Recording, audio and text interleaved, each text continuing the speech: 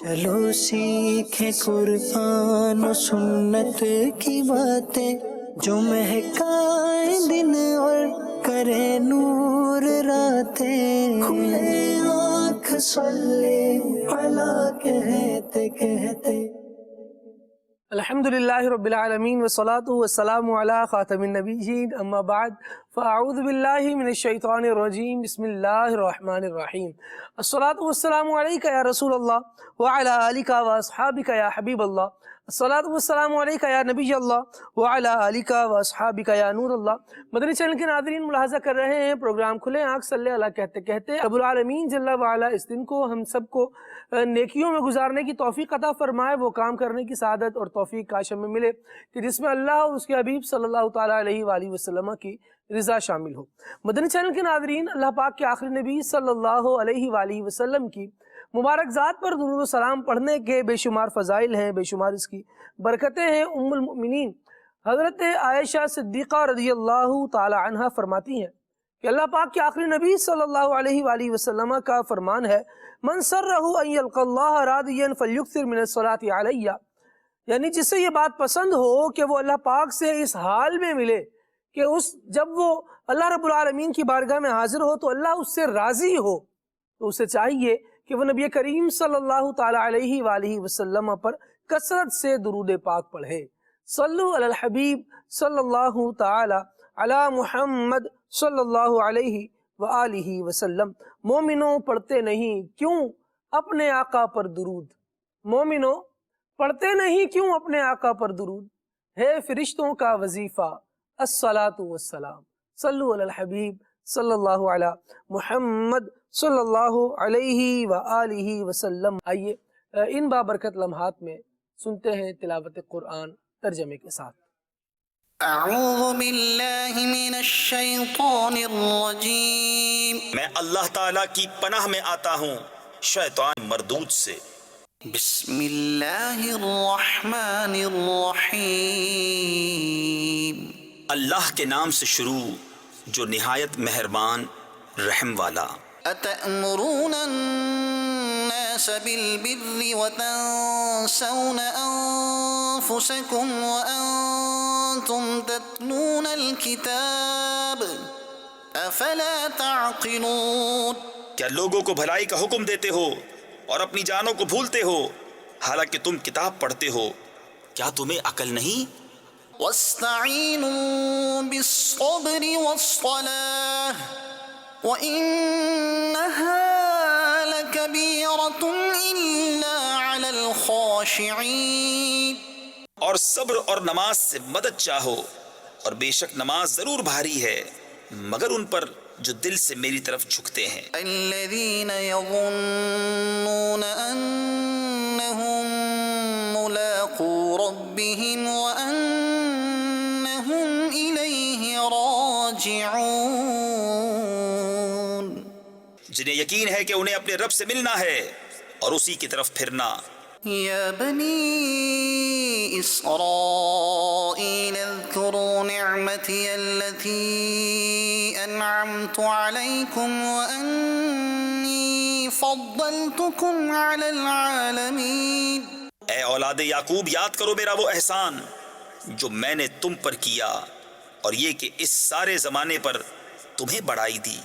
واتقوا يوما لا تجزي نفس عن نفس شيئا ولا يقبل منها شفاعة ولا يؤخذ منها عدل ولا هم ينصرون، اور ڈرو اس دن سے جس دن کوئی جان دوسرے کا بدلہ نہ ہو سکے گی، اور نہ کافر کے لیے کوئی سفارش مانی جائے اور نہ کچھ لے کر اس کی جان چھوڑی جائے اور نہ ان کی مدد ہو۔ وَإِذْ نَجَّيْنَاكُمْ مِنْ آلِ فِرْعَوْنَ يَسُومُونَكُمْ سُوءَ الْعَذَابِ يُذَبِّحُونَ أَبْنَاءَكُمْ وَيَسْتَحْيُونَ نِسَاءَكُمْ وَفِي ذَلِكُمْ بَلَاءٌ مِّن رَّبِّكُمْ عَظِيمٌ، اور یاد کرو جب ہم نے تم کو فرعون والوں سے نجات بخشی کہ تم پر برا عذاب کرتے تھے، تمہارے بیٹوں کو ذبح کرتے اور تمہاری بیٹیوں کو زندہ رکھتے، اور اس میں تمہارے رب کی طرف سے بڑی بلا تھی یا بڑا انعام۔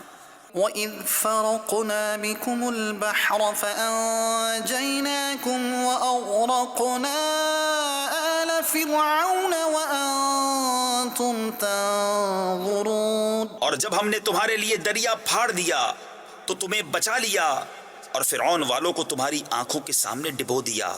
وَإِذْ وَاعَدْنَا مُوسَىٰ 40 لَيْلَةً ثُمَّ اتَّخَذْتُمُ الْعِجْلَ مِن بَعْدِهِ وَأَنْتُمْ ظَالِمُونَ ثُمَّ عَفَوْنَا عَنْكُمْ مِن بَعْدِ ذَلِكَ لَعَلَّكُمْ تَشْكُرُونَ۔ اور جب ہم نے موسیٰ سے 40 رات کا وعدہ فرمایا، پھر اس کے پیچھے تم نے بچڑے کی پوجا شروع کر دی اور تم ظالم تھے، پھر اس کے بعد ہم نے تمہیں معافی دی کہ کہیں تم احسان مانو۔ وَإِذْ آتَيْنَا مُوسَى الْكِتَابَ وَالْفُرْقَانَ لَعَلَّكُمْ تَهْتَدُونَ۔ اور جب ہم نے موسیٰ کو کتاب عطا کی اور حق کو باطل میں تمیز کر دینا کہ کہیں تم راہ پر آؤ۔ وَإِذْ قَالَ مُوسَى لِقَوْمِهِ يَا قَوْمِ إِنَّكُمْ ظَلَمْتُمْ أَنفُسَكُمْ بِاتِّخَاذِكُمُ الْعِجْلَ فَتُوبُوا إِلَى بَارِئِكُمْ فَاقْتُلُوا أَنفُسَكُمْ ذَلِكُمْ خَيْرٌ لَكُمْ عِندَ بَارِئِكُمْ فَتَابَ عَلَيْكُمْ إِنَّهُ هُوَ التَّوَّابُ الرَّحِيمُ۔ اور جب موسیٰ نے اپنی قوم سے کہا، اے میری قوم، تم نے بچڑا بنا کر اپنی جانوں پر ظلم کیا، تو اپنے پیدا کرنے والے کی طرف رجوع لاؤ، تو آپس میں ایک دوسرے کو قتل کرو، یہ تمہارے پیدا کرنے والے کے نزدیک تمہارے لیے بہتر ہے، تو اس نے تمہاری توبہ قبول کی، بے شک وہی ہے بہت توبہ قبول کرنے والا مہربان۔ صدق اللہ العظیم۔ اللہ رب العالمین جل وعلا نور قرآن سے ہمارے قلوب اور ہمارے اذہان کو منور فرمائے۔ مدنی چینل کے ناظرین، قرآن مجید کی آیات بینات یہ ہمیں بتا رہی ہیں کہ رب العالمین اپنے رحم سے، اپنے کرم سے اقوام کی طرف متوجہ ہوتا ہے، لوگوں پر کرم فرماتا ہے، لوگوں پر انعام فرماتا ہے، ان کو اپنی نعمتوں سے نوازتا ہے، لیکن اگر وہ نعمتوں کی بے قدری کریں اور اللہ تبارک و تعالیٰ کی ناشکری کریں تو پھر وہ نعمتیں پھیر لی جاتی ہیں، واپس لے لی جاتی ہیں۔ اللہ رب العالمین کی بارگاہ میں دعا کرتے ہیں مالک کریم ہمیں زوال نعمت سے بچائے، عافیتوں کے پھر جانے سے بچائے، اور اس کی عطا کی ہوئی نعمتوں کا شکر ادا کرتے رہنے کی سعادت اور توفیق عطا فرمائے۔ انشاءاللہ سلسلے کو جب آگے بڑھائیں گے تو امام موسیٰ کاظم رحمۃ اللہ تعالیٰ علیہ کی سیرت اور آپ رضی اللہ تعالیٰ عنہ کے کردار سے متعلق بہت ساری باتیں، بہت سارے مدری پھول ہم سیکھنے کی کوشش کریں گے، اور ساتھ یہ بھی نیت کر لیں کہ جب اللہ رب العالمین کے پیارے بندوں کے ذکر کے وقت رحمتوں کا نزول ہوتا ہے تو ہم ان رحمتوں سے بھی حصہ پائیں گے، اور جو سیکھیں گے انشاءاللہ اس کو اپنی زندگیوں میں بھی شامل کریں گے، تاکہ اس رحمت کا، اس برکت کا سلسلہ مستقل طور پر ہماری زندگی کے ساتھ جڑا رہے، اور ہم اللہ رب العالمین کی رحمتیں حاصل کرنے والے کام کرتے ہوئے اپنی زندگی کو آگے بڑھانے میں کامیاب ہوتے رہیں۔ مدنی چینل کے ناظرین، آئیے سلسلے میں کلام کو شامل کرتے ہیں۔ ہمارے بہت پیارے نعت خوان مدنی رضا بھائی ہمارے ساتھ موجود ہیں، کلام شامل کرتے ہیں۔ صلو علی الحبیب صلی اللہ علی محمد صلی اللہ علیہ وآلہ وسلم۔ اللهم صل على سيدنا مولانا محمد، اللهم صل على سيدنا ومولانا محمد وعلى آله وصحبه وبارك وسلم، اللهم صل على سيدنا ومولانا محمد وعلى آله وصحبه وبارك وسلم، سب سے اولا والا سے بالا والا ہمارا نبی، اپنے مولا کا پیارا ہمارا نبی، اپنے مولا کا پیارا ہمارا نبی، اپنے مولا کا پیارا ہمارا نبی، دونوں عالم کا لولا ہمارا نبی۔ اللہم صلی علی سیدنا و مولانا محمد وعلی آلہ وصحبہ وبارک وسلم۔ ہے عرش بری پر جلوہ فگن محبوب خدا سبحان اللہ، ہے عرش بری پر جلوہ فگن محبوب خدا سبحان اللہ، ایک بار ہوا دیدار جسے، ایک بار ہوا دیدار جسے، سو بار کہا سبحان اللہ، سو بار کہا سبحان اللہ، ہے عرش بری پر جلوہ فگن محبوب خدا سبحان اللہ، محبوب خدا سبحان اللہ۔ اور حیران ہوئے برقار نظر، ایک آن گیا برسوں کا سفر، حیران ہوئے برقار نظر، ایک آن گیا برسوں کا سفر، ایک آن گیا برسوں کا سفر، راکب نے کہا اللہ غنی، راکب نے کہا اللہ غنی، مرکب نے کہا سبحان اللہ، مرکب نے کہا سبحان اللہ، ایک بار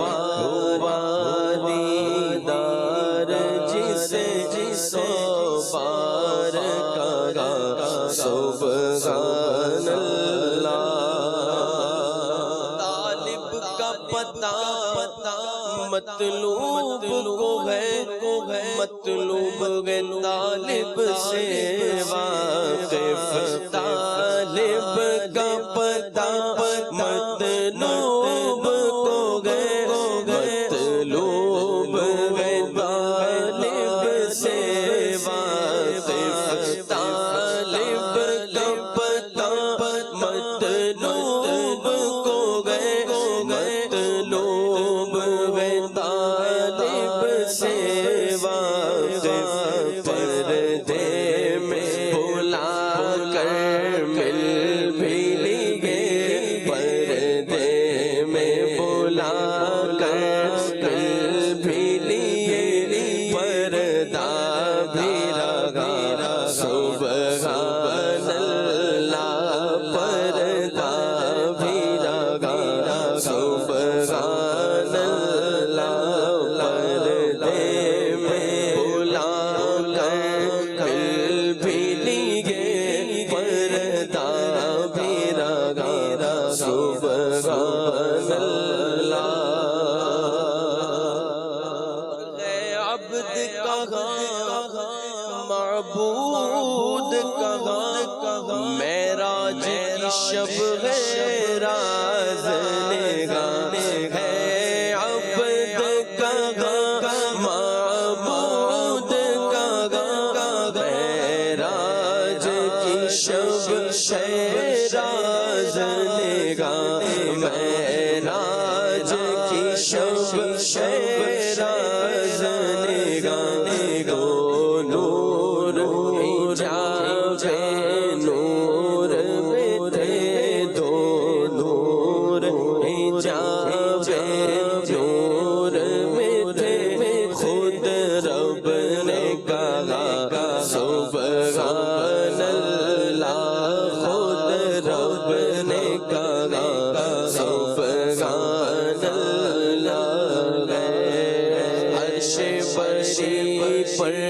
جلوہ فگن محبوب خدا سبحان اللہ جب سجدوں کی آخری حدوں تک جا پہنچا عبودیت والا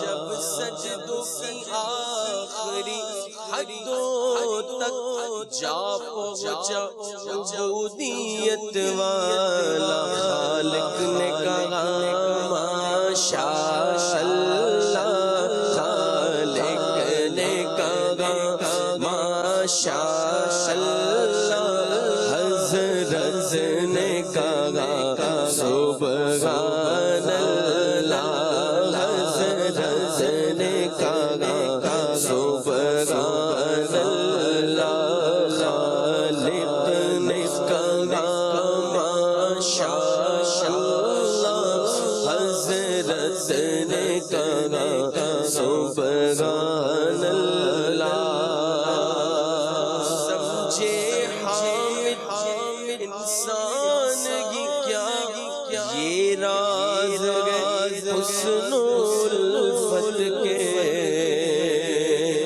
سمجھے حامد انسان کی کیا یہ راز حسن الفت کے خالق کا حبیبی کہنا تھا خالق کا حبیبی کہنا تھا خلقت نے کہا سبحان اللہ خلقت نے کہا سبحان اللہ عرش شریف پر جلوہ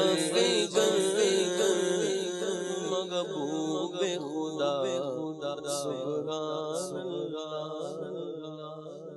سبحان اللہ سبحان اللہ۔ نبی کریم صلی اللہ تعالیٰ علیہ وآلہ وسلم کی معراج سے متعلق یہ زبردست کلام شامل کیا گیا۔ اللہ رب العالمین جل وعلا اس کلام کی برکتیں ہم سب کو نصیب فرمائے۔ مدری چینل کے ناظرین، سلسلے میں اپنے موضوع کی طرف آتے ہیں، اور آج سلسلے کا موضوع حضرت سیدنا امام موسیٰ کاظم رحمۃ اللہ تعالیٰ علیہ کی مبارک ذات ہے۔ ان کے ابتدائی تعارف کے حوالے سے آئیے رکن شورا کی طرف بڑھتے ہیں اور شامل کرتے ہیں پیارے مدنی پھول کے آپ رضی اللہ تعالی عنہ کی مبارک سیرت اور بالخصوص ان کا ابتدائی تعارف۔ بسم اللہ الرحمن الرحیم۔ حضرت امام موسیٰ کاظم رحمۃ اللہ علیہ سادات کے چشم و چراغ ہیں، اور حضرت امام جعفر صادق رضی اللہ تعالیٰ عنہ کے ہاں پیدا ہوئے۔ آپ کی پیدائش صفر 128 ہجری میں ہوئی، اور مدینہ شریف کے قریب ابوا کے مقام پر آپ پیدا ہوئے۔ سبحان اللہ۔ اور مدینہ شریف کے اندر ہی آپ نے پرورش پائی، اور مدینہ شریف کے اندر بڑے بڑے تابعی اور عالم محدث حافظ موجود تھے۔ بالخصوص آپ کو حضرت امام مالک رحمۃ اللہ علیہ کی صحبت نصیب ہوئی، اور حضرت عبداللہ بن دینار رحمۃ اللہ علیہ ان کی صحبت بھی پائی، اور جو آپ کے والد گرامی تھے حضرت امام جعفر صادق رحمۃ اللہ علیہ، یہ بہت بڑے علامہ تھے۔ سبحان اللہ۔ امام اعظم ابو حنیفہ رحمۃ اللہ علیہ جیسے بڑے بڑے ائمہ آپ کی خدمت میں حاضر ہوتے تھے۔ تو سب سے پہلی تعلیم تو آپ اپنے والد صاحب سے ہی حاصل کی، سبحان اللہ۔ اور یوں جو ہے وہ نیک صالح محدث حافظ، اور ایسا پیارا جو ہے وہ ان کو ماحول ملا مدینہ شریف کے اندر، انہوں نے جو ہے وہ ابتدائی جو ہے زمانہ گزارا، اور اسی میں جوان ہوئے۔ اور آپ کے جو القابات ہیں وہ بھی کافی ہیں، جیسے عبد صالح آپ کا ایک لقب ہے۔ سبحان اللہ۔ اور اس کی وجہ یہ ہے کہ آپ بہت زیادہ عبادت گزار تھے، ساری رات جو ہے وہ اللہ پاک کی عبادت میں جو ہے وہ گزار دیا کرتے تھے۔ آپ کا ایک لقب العدل الصالح بھی ہے، کہ آپ بہت زیادہ عدل کرنے والے تھے، نیک تھے۔ اور مشہور جو آپ کا لقب ہے وہ قاظم ہے، اور اس کی وجہ یہ ہے کہ آپ کے اندر جو صفت حلم ہے وہ کوٹ کوٹ کر بھری ہوئی تھی، یعنی جو ہے وہ یعنی جب غصہ آ جایا کرتا تھا تو آپ اس پر جو ہے وہ اس غصے کو کنٹرول کیا کرتے تھے۔ اللہ اکبر۔ اور اسی وجہ سے جو ہے وہ یہ صفت آپ کی اتنی مشہور ہوئی کہ آپ کے نام کا حصہ بن گیا۔ اب ہم جو ہے جب آپ کا نام لیتے ہیں تو آپ کا نام تو موسیٰ ہے، صحیح، لیکن کاظم یعنی امام موسیٰ کاظم جو ہے یوں آپ کے نام کا حصہ بن گیا، بلکہ جو آپ کی جو ہے وہ اولاد ہوئی وہ بھی کاظمی ہی کہلاتی ہے۔ تو یوں جو ہے وہ صفت حلم بردباری جو ہے وہ آپ کی پہچان بن گئی۔ واقعی جو ہے وہ جو نیک لوگ ہوتے ہیں وہ اپنے غصے کو کنٹرول کرنے والے ہوتے ہیں، تو ہمیں بھی چاہیے کہ آپ کی اس صفت سے جو ہے وہ فیض پائیں۔ سبحان اللہ۔ اور غصہ تو آتے ہی ہے، ہر انسان جو ہے وہ کبھی نہ کوئی طبیعت کے خلاف جب کوئی کام ہوتا ہے تو بندے کو غصہ تو آ ہی جاتا ہے۔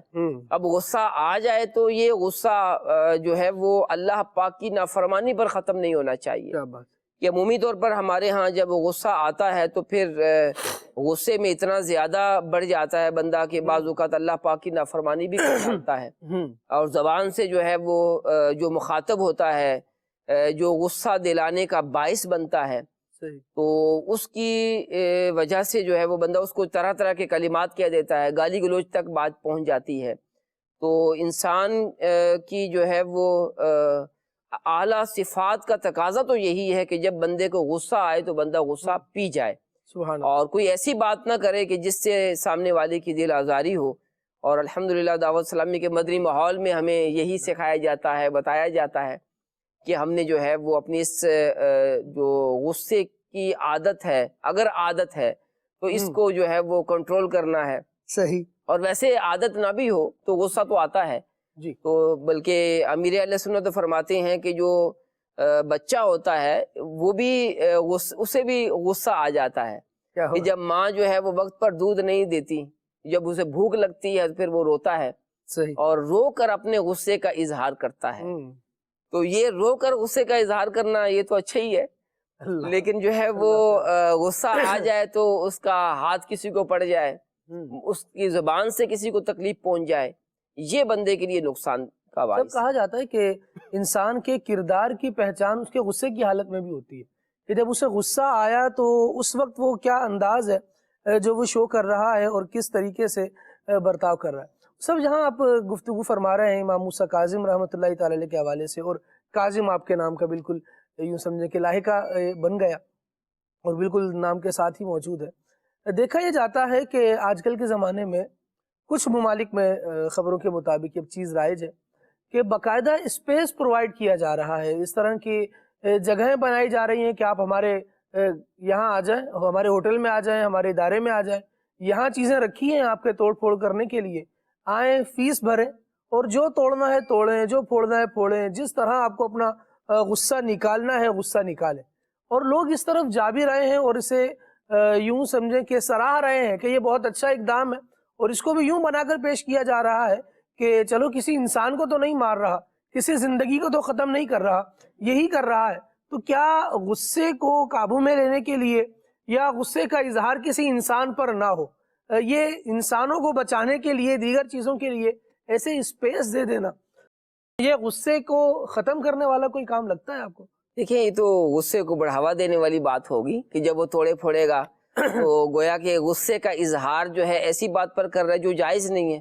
کسی بھی چیز کو جو ہے وہ توڑنے کی اجازت بغیر شرعی وجہ کے اور ضرورت کے تو نہیں ہو سکتی کہ ہم جو ہے وہ چیزوں کو توڑنا پھوڑنا شروع کر دیں۔ ہمارے معاشرے کے اندر بھی جب کسی کو غصہ آتا ہے، کھانا جیسے سامنے آیا اور اپنی مرضی کے مطابق نہیں ہے تو پھر بعض اوقات جو ہے رکابی پھینک دی جاتی ہے، برتنوں کو جو ہے وہ ہاتھ مار دیا جاتا ہے، اٹھا کے پھینک دیتے ہیں۔ ہمارے ہاں یہ بھی معمول ہے۔ تو یہ جو آپ نے بتایا کہ ایسی ریکوائرمنٹ بنا دی جاتی ہے کہ جناب آپ جو آئیں اور چیزیں توڑیں پھوڑیں اور اپنے غصے کو جو ہے اس کا اظہار کریں، اپنے غصے کا علاج کریں۔ غصے کا علاج تو یہ نہیں ہے ویسے، تو بہرحال ایسی جو ہے وہ صورت کرنا یہ تو ناجائز ہی آئے گی کہ یہاں پر اسراف پایا جائے گا بغیر ضرورت کے۔ تو اس کا حل یہی ہے کہ غصہ آئے تو بندہ غصے کو کنٹرول کرے، جو کہ ہمیں شریعت نے بتایا ہے، اور امالہ کیا جا سکتا ہے کہ جو امالہ مثال کہ اگر جو ہے وہ کسی شخص پر غصہ آ رہا ہے تو اس پر غصے کا اظہار کرنے کے بجائے جو شیطان غصہ لا رہا ہے اس کے خلاف اقدامات کیے جائے نا، تعوذ پڑھا جائے، اعوذ باللہ من الشیطان الرجیم پڑھیں گے تو جو ہے وہ شیطان پر زبردست اللہ پاک کا ذکر ہے، اس سے شیطان کو تکلیف پہنچے گی۔ تو شیطان کو تکلیف دی جائے، نہ کو انسان کو تکلیف دی جائے۔ صحیح۔ نہ انسان کو تکلیف دی جائے، نہ چیزوں کو توڑا پھوڑا جائے، نہ اس طرح کی کسی بات میں حصہ ملایا جائے. یہ چیز توڑنے کے بعد یہ تو اس کی عادت کا حصہ نہیں بن جائے گا مدنی چینل کے ناظرین کہ بندہ چیزوں کو توڑ رہا ہے، غصہ آ رہا ہے تو اپنے آپ کو ضبط کرنے کے بجائے جو سامنے چیز موجود ہے اسے اٹھا کر پھوڑ دیا.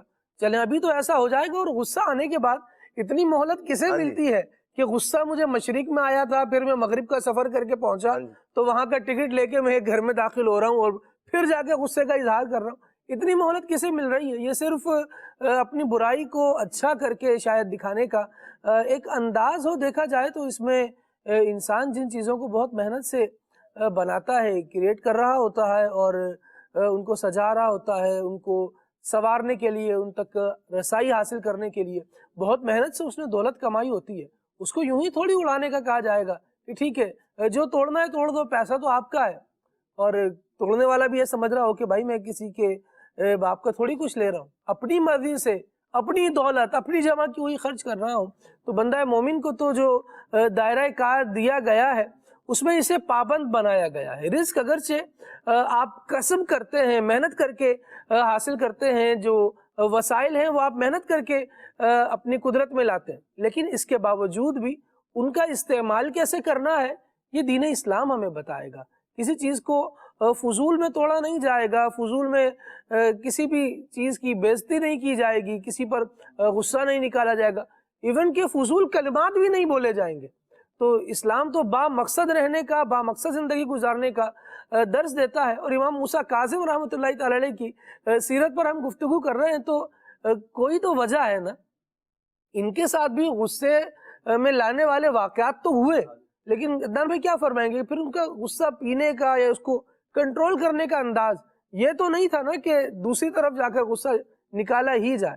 غصہ پینا اور ہے، غصہ کسی بھی چیز پر لگا دینا یہ اور بات ہے. حل بھائی، اسلام کی جو تعلیمات ہیں وہ معاشرے کو سدھارنے کے لیے ہیں، انسان کو سنوارنے کے لیے ہیں. زبردست. اور ایسا نہیں ہے کہ کہیں اس کو یوں سمجھ لیا جائے کہ آگ جل رہی ہے لیکن ظاہری دن نیچے جو ہے وہ آگ موجود ہے اور اوپر سے اس کو ڈھانپ دیا جائے اس انداز میں کہ وہ نیچے بھڑکتی رہے.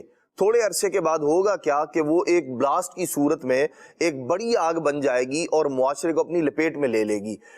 جو اسلام کی تعلیمات ہیں وہ یہ ہے کہ برائی کو ختم کیا جائے. غصے کے اندر آدمی اپنے حواس پر کنٹرول نہیں رکھتا. یہی وجہ ہے کہ معاشرے کے اندر بہت سارے گھر تباہ ہوتے ہیں، آدمی جو ہے وہ اپنی زندگی کو اجیرن بنا لیتا ہے، بہت سارے نقصان کرتا ہے.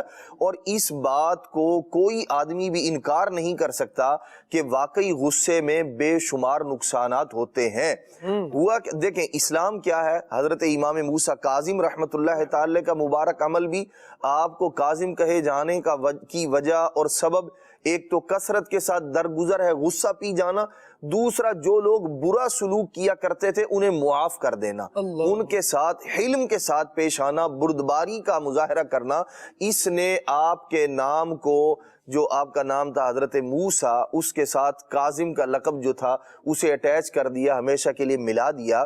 یہ جو انداز ہے اسلام کا اصل میں کیا تھا، اس پر ایک تو بشارت دینی اعتبار سے دیکھا جائے اس پر بے شمار بشارات ہیں. اللہ کریم کا حکم ہے، نبی پاک علیہ السلام کی تعلیمات ہے، اور اس پر عمل کرے گا بندہ اجر پائے گا، ثواب پائے گا، دنیا میں بھی کامیابی، آخرت میں بھی. یہ ساری کی ساری چیزیں بھی ہیں. اور اگر اس کو وہ جو دوسرا انداز ہے کہ آپ آئیے غصہ یہاں آ کر اتاریے، یہ وہ جو برائی تھی نا اس کو ختم نہیں کیا گیا بلکہ اس آدمی کو مزید غسیلہ بنایا جا رہا ہے. یہ دیکھیں اگر مثال کے طور پر لوگوں کے درمیان غصہ کرے گا، ہو سکتا ہے بعض اوقات ایسا ہو کہ اس کو غصہ آئے لیکن یہ سامنے والے پر غصے کا اظہار نہیں کر سکتا، اس کے مقام کی وجہ سے، مرتبے کی وجہ سے، یا طاقت میں زیادہ ہونے کی وجہ سے. اسی طرح یا کوئی ایسی چیز اس کو سمجھ میں آ سکتی ہے کہ یار اس میں میرا زیادہ نقصان ہے. غصہ آیا مثال کے طور پر، موبائل نہیں پھینک کے مارے گا، بھائی 1.5 لاکھ روپے کا موبائل ہے، یہ نہیں توڑے گا، گلاس توڑ دے گا. اچھا یہ تو ہے، لیکن جب آپ نے اس کو ایک جگہ دے دی، یہاں آؤ، ادھر آ کے آپ گاڑی توڑ دیں، اس کا شیشہ توڑ دیں، موبائل توڑیں، کچھ بھی کریں. یہاں کیا ہے، آدمی پریکٹس کر رہا ہے کہ جب مجھے غصہ آئے تو میں نے یہ کرنا ہے. اور جب بارہا ایسا ہوتا ہے، جس کام کی عادت بن جائے نا آدمی کی، تو پھر وہ بعض اوقات غیر شعوری طور پر یعنی جان بوجھ کے نہیں کر رہا ہوتا بلکہ وہ ہو جاتا ہے اس سے. جب غصے میں اس کی عادت یہ ہے کہ اس نے ہاتھ میں جو چیز آئی وہ مار دینی ہے اور ایک جگہ میں باقاعدہ اس کو ٹریننگ دی گئی ہے, تو اب وہی آپ والی بات کہ وہ جب غصہ آئے گا, ایسا نہیں ہے کہ وہ کار کے اندر بیٹھے گا, گاڑی کے اندر وہاں جائے گا, ٹکٹ خریدے گا, پیسے بھائی ابھی میں نے 1.5 لاکھ روپے کا نقصان کرنا ہے, مجھے کہاں جانا ہوگا, اتنی دیر میں تو غصہ کہیں کا کہیں گیا. اب کیا ہوگا جب اس کی یہ عادت بن جائے گی, وہ وہیں جہاں موجود ہے وہیں جو چیز اس کے ہاتھ میں آئے گی وہی اس کو مار دے گا. اب نہ انسان کی تمیز ہوگی اور نہ سامان کی تمیز ہوگی. اس لیے یہ انداز سراسر غیر اسلامی انداز ہے کہ کسی شخص کو کسی جگہ میں جو ہے وہ بند کر دیا جائے یا وہاں لے جایا جائے, بولے یہاں آپ اپنا غصہ اتاریں. اسلام نے تو غصہ پینے پر فضیلت بیان کی ہے, نہ کہ چیزوں کے توڑ پھوڑ پر. ایک تو وہ غصہ کر رہا بے جا, دوسرا جو نقصان کر رہا ہے وہ بھی کسی طرح بھی جائز نہیں ہے. اللہ کریم نے جو اسے رزق عطا کیا ہے, مال عطا کیا ہے, جو رقم کی صورت کے اندر اس کے پاس موجود ہے, وہ اس لیے نہیں ہے کہ وہ اس کو فضول اڑائے. یہ فضول تو وہ کہ جس کے اندر نہ دنیا کا فائدہ نہ آخرت کا, یہ تو وہ ہے جس کے اندر آخرت کا سراسر نقصان ہے, گناہ والا کام ہے. اس لیے اس طرح کے کاموں کی طرف ہرگز نہیں جانا چاہیے. اسلام ہمیں ایک اچھا مسلمان بنانا چاہتا ہے, اچھا ستھرا انسان بنانا چاہتا ہے, تو ہمیں چاہیے کہ ہم وہ جو غصہ پی جانا, یہی تو مردانگی ہے, یہی اسی پر تو اجر ہے, اسی پر تو ثواب ہے کہ جی یہ چاہ رہا ہے, غصہ یہ آ رہا ہے, طبیعت یہ کہہ رہی مار سامنے والے کو, یہ توڑ دے فلاں چیز, اسی پر تو ضبط ہے کہ آپ شیطان کی بات مان رہے ہیں یا آپ بندہ رحمان بن رہے ہیں. اسی پر تو اجر و ثواب ہے کہ اپنے آپ کو آپ نے ضبط کرنا ہے, غصے کو ضبط کرنا ہے, اپنے نفس پر جبر کرنا ہے, اسے گناہ کے لیے تیار نہیں کرنا, ظلم کے لیے تیار نہیں کرنا, اسے اسراف کے لیے تیار نہیں کرنا, اسے دبا کر جب آپ اللہ رسول کے فرمان پر عمل کرتے ہیں والکاظمین الغیظ والعافین عن الناس, اب آپ کے لیے بشارت ہے, اب آپ کے لیے اجر ہے, اب آپ کے لیے ثواب ہے. حضرت امام موسیٰ کاظم رحمت اللہ تعالی کا مبارک انداز ایسا ہی ہوا کرتا تھا. وہ لوگ جو آپ کی برائی کیا کرتے تھے, وہ لوگ جو آپ کو تنگ کرنے کے لیے آمادہ ہوا کرتے تھے یا ستایا کرتے تھے, آپ کا انداز کیا ہوتا تھا؟ معاف کر دینا تو ہے ہی ہے, آپ جو ہے نا ان کی ضرورتوں کو پورا فرمایا کرتے تھے. یعنی ایسا آدمی جو آپ کو تنگ کرنے والا ہے, ستانے والا ہے, پتہ چلا کہ وہ اس کو کسی چیز کی ضرورت ہے تو آپ کی ضرورت کو پورا فرما دیا کرتے تھے. یہ انداز ہے حضرت امام موسیٰ کاظم رحمت اللہ تعالی علیہ کا. تو یہ جو ریزن کی طرف جاتے تھے کہ اگر ستا رہا ہے تو کیوں, وہی وجہ کیا ہے, دلا رہا ہے تو وجہ کیا ہے. اور بعض بزرگان دین سے اس طرح کا, یہی سادات کرام اہل بیت اطہار کے جو حضرت امام جعفر صادق اور دیگر جو یعنی ائمہ اہل بیت ہیں, ان کے حوالے سے اس طرح کی باتیں ملتی ہیں. کوئی آدمی آیا, اس نے جو برا بھلا کہنا شروع کر دیا, تمہارے والد یوں تھے, تمہارا فلاں خاندان یوں تھا, یہ تھا وہ تھا, اس طرح کی باتیں کی. فرمایا بھائی اس کو کھانا کھلاؤ, یہ بھوکا آدمی ہے. کھانا کھلایا گیا, کھانا کھانے کے بعد اب وہ شخص کہہ رہا ہے, کہتا جی میں نے تو آپ کے بارے میں ایسے ہی باتیں خام خواہ جھوٹ سنا ہوا تھا, آپ تو بڑے تحمل والے ہیں, آپ کا خاندان تو بڑا عطا فرمانے والا ہے. یعنی وہ آدمی بالکل اس کا جو نظریہ تھا نا, جو اس کے نظریات تھے وہ بالکل تبدیل ہو گئے ان اللہ والوں کے متعلق. تو ان کا انداز یہ تھا کہ بھئی آدمی یہ کام کر رہا ہے, اس کی وجہ کیا ہے, اس کو کسی نے ایک تو غلط گائیڈ کیا ہے, دوسرا یہ ایک تو یوں کہہ لیں کہ اگر یہ انداز بھی اختیار کیا جائے, اچھا برا کہہ رہا ہے, مجھے برا کہا ہے, اچھا میں اب برا بن کے دکھاؤں گا. یہ انداز نہیں ہے بزرگوں کا, یہ الگ ہی پیٹرن. ہاں جی, کہ اب میں کر کے ہی دکھاؤں. برا کہا ہے تو اچھا یہ تو سوچیں کہ اللہ کا شکر ہے وہ غلطی پر ہے, میں غلطی پر نہیں, میں اچھا ہوں اور وہ یہ سمجھ رہا ہے. دعا کر دیں اس کے لیے بھی, اللہ کریم اس کی بھی بدگمانی کو دور فرما. ہاں جی, اور بزرگوں سے تو ایسا ہوتا رہا, وہ ایسا کیا کرتے تھے باقاعدہ. جیسے حضرت سیدنا امیر معاویہ رضی اللہ عنہ فرمایا کرتے تھے, فرماتے تھے کہ میں اپنے کسی عوام کے کسی آدمی کی وجہ سے اپنے علم کو کیوں ضائع کر دوں. یعنی کوئی آدمی مجھے ابھارے اور میں اس پر جو ہے نا وہ سزا کے طور پر ظلم کرنے والا بن جاؤں. فرمایا کسی بندے کی وجہ سے میں اپنی صفت علم کو کیوں ضائع کروں. ان کا انداز یہ ہے کہ یہ اپنے اوصاف کو, اپنی اچھائیوں کو بچانے والے ہیں. اور ہمارے معاشرے میں ایسے افراد موجود ہیں جو کہتے ہیں مجھے برا کہا لہذا میں برا بن کے دکھاؤں گا. اور یہ وہ لوگ ہیں جنہیں غصہ دلایا جا رہا ہے. یہ غصہ غصہ کر نہیں رہے بلکہ اسے پی کر اجر اور ثواب کما رہے ہیں اور اس بندے کے ساتھ بھلائی کر رہے ہیں. تو ہمیں بھی اسی طرح کا انداز اختیار کرنا چاہیے. اللہ ہمیں توفیق دے اور بزرگان دین کی سیرتوں کو پڑھنے کا، ان کو سننے اور سمجھنے کا ایک بہترین سبب بھی یہ ہوتا ہے، نیت بھی ساتھ اس میں یہ ہونی چاہیے کہ ہم ان کی سیرتوں کو جب پڑھ رہے ہیں تو پھر ان پر عمل کرنے والے بھی بن جائیں. میں رکن شورا کی طرف آنا چاہوں گا اور یہ چاہوں گا حضور، سلسلہ قادریہ کے مشائخ میں سے آپ رحمۃ اللہ تعالیٰ علیہ ہیں، اور دنیا بھر میں الحمدللہ عز و جل سلسلہ قادریہ کے افراد موجود ہیں اور آپ کہیں نہ کہیں جا کر ان کے شیخ بنتے ہیں. اچھا، ایک نسل کا فیضان تو جاری ہوتا ہے کہ بندے میں پتہ چلتا ہے کہ کس کی اولاد سے ہے، کس خاندان سے ہے، تو وہ خاندانی اثرات جو ہے وہ شخصیت میں آ رہے ہوتے ہیں. امام موسیٰ کاظم اہل بیت سے. اب ہم جب جیسے سلسلہ قادریہ کے ماننے والے ہیں اور سلسلہ قادریہ میں شامل ہیں، تو کیا ہمیں بھی ان کی سیرت کا ایسا کوئی فیضان نصیب ہوگا؟ ان کے اخلاق، ان کے کردار میں سے کوئی حصہ ان کے ماننے والوں کی سیرت میں کیسے آ سکتا ہے؟ جی بالکل، ہمارا تعلق جس سلسلے کے ساتھ ہے، سلسلہ قادریہ، اس کے 7ویں شیخ طریقت حضرت امام موسیٰ کاظم رحمۃ اللہ علیہ، اور ہمیں اپنے شیخ نے جو ہے شجرہ قادریہ رضویہ عطاریہ عطا فرمایا ہے. اور ہمارے ہاں نماز فجر کے بعد تفسیر کا حلقہ ہوتا ہے، اور تفسیر کے حلقے میں جہاں پر قرآن پاک کی آیات تلاوت کی جاتی ہیں، ان کا ترجمہ اور تفسیر بیان کی جاتی ہے، وہاں پر آخر میں جو ہے وہ شجرہ قادریہ رضویہ عطاریہ ہی پڑھا جاتا ہے، اور آپ کا جو نام نامی اسم گرامی اس شجرے کے اندر بھی آتا ہے. تو ظاہر ہے کہ جب ہم بزرگوں کا ذکر کریں گے، ان کا نام لیں گے، تو ان کا فیضان بھی جو ہے وہ پائیں گے. اور ایک فیضان تو دیکھیں، ایک یہ ہے مدنی چینل کے ذریعے ہم یہ سلسلہ کر رہے ہیں، آپ کی سیرت جو ہے اس سے آگاہی ہو رہی ہے. تو جو آپ کے سیرت کے اہم پہلو ہیں، جب یہ ہمارے سامنے ہوں گے تو ہم ان کی سیرت پر عمل کرنے کی کوشش کریں گے. روحانی فیضان تو مل ہی رہا ہے رب کی رحمت سے، اور اس کے ساتھ ساتھ جو ہے وہ ان کی سیرت کا فیضان بھی ہمیں عمل کی صورت میں مل جائے گا. ایک واقعہ جو ہے وہ عرض کرتا ہوں کہ ایک مرتبہ جو ہے وہ ایک غلام آپ کی خدمت میں حاضر ہوا اور اپنے ساتھ ایک حلوہ لے کر آیا تھا.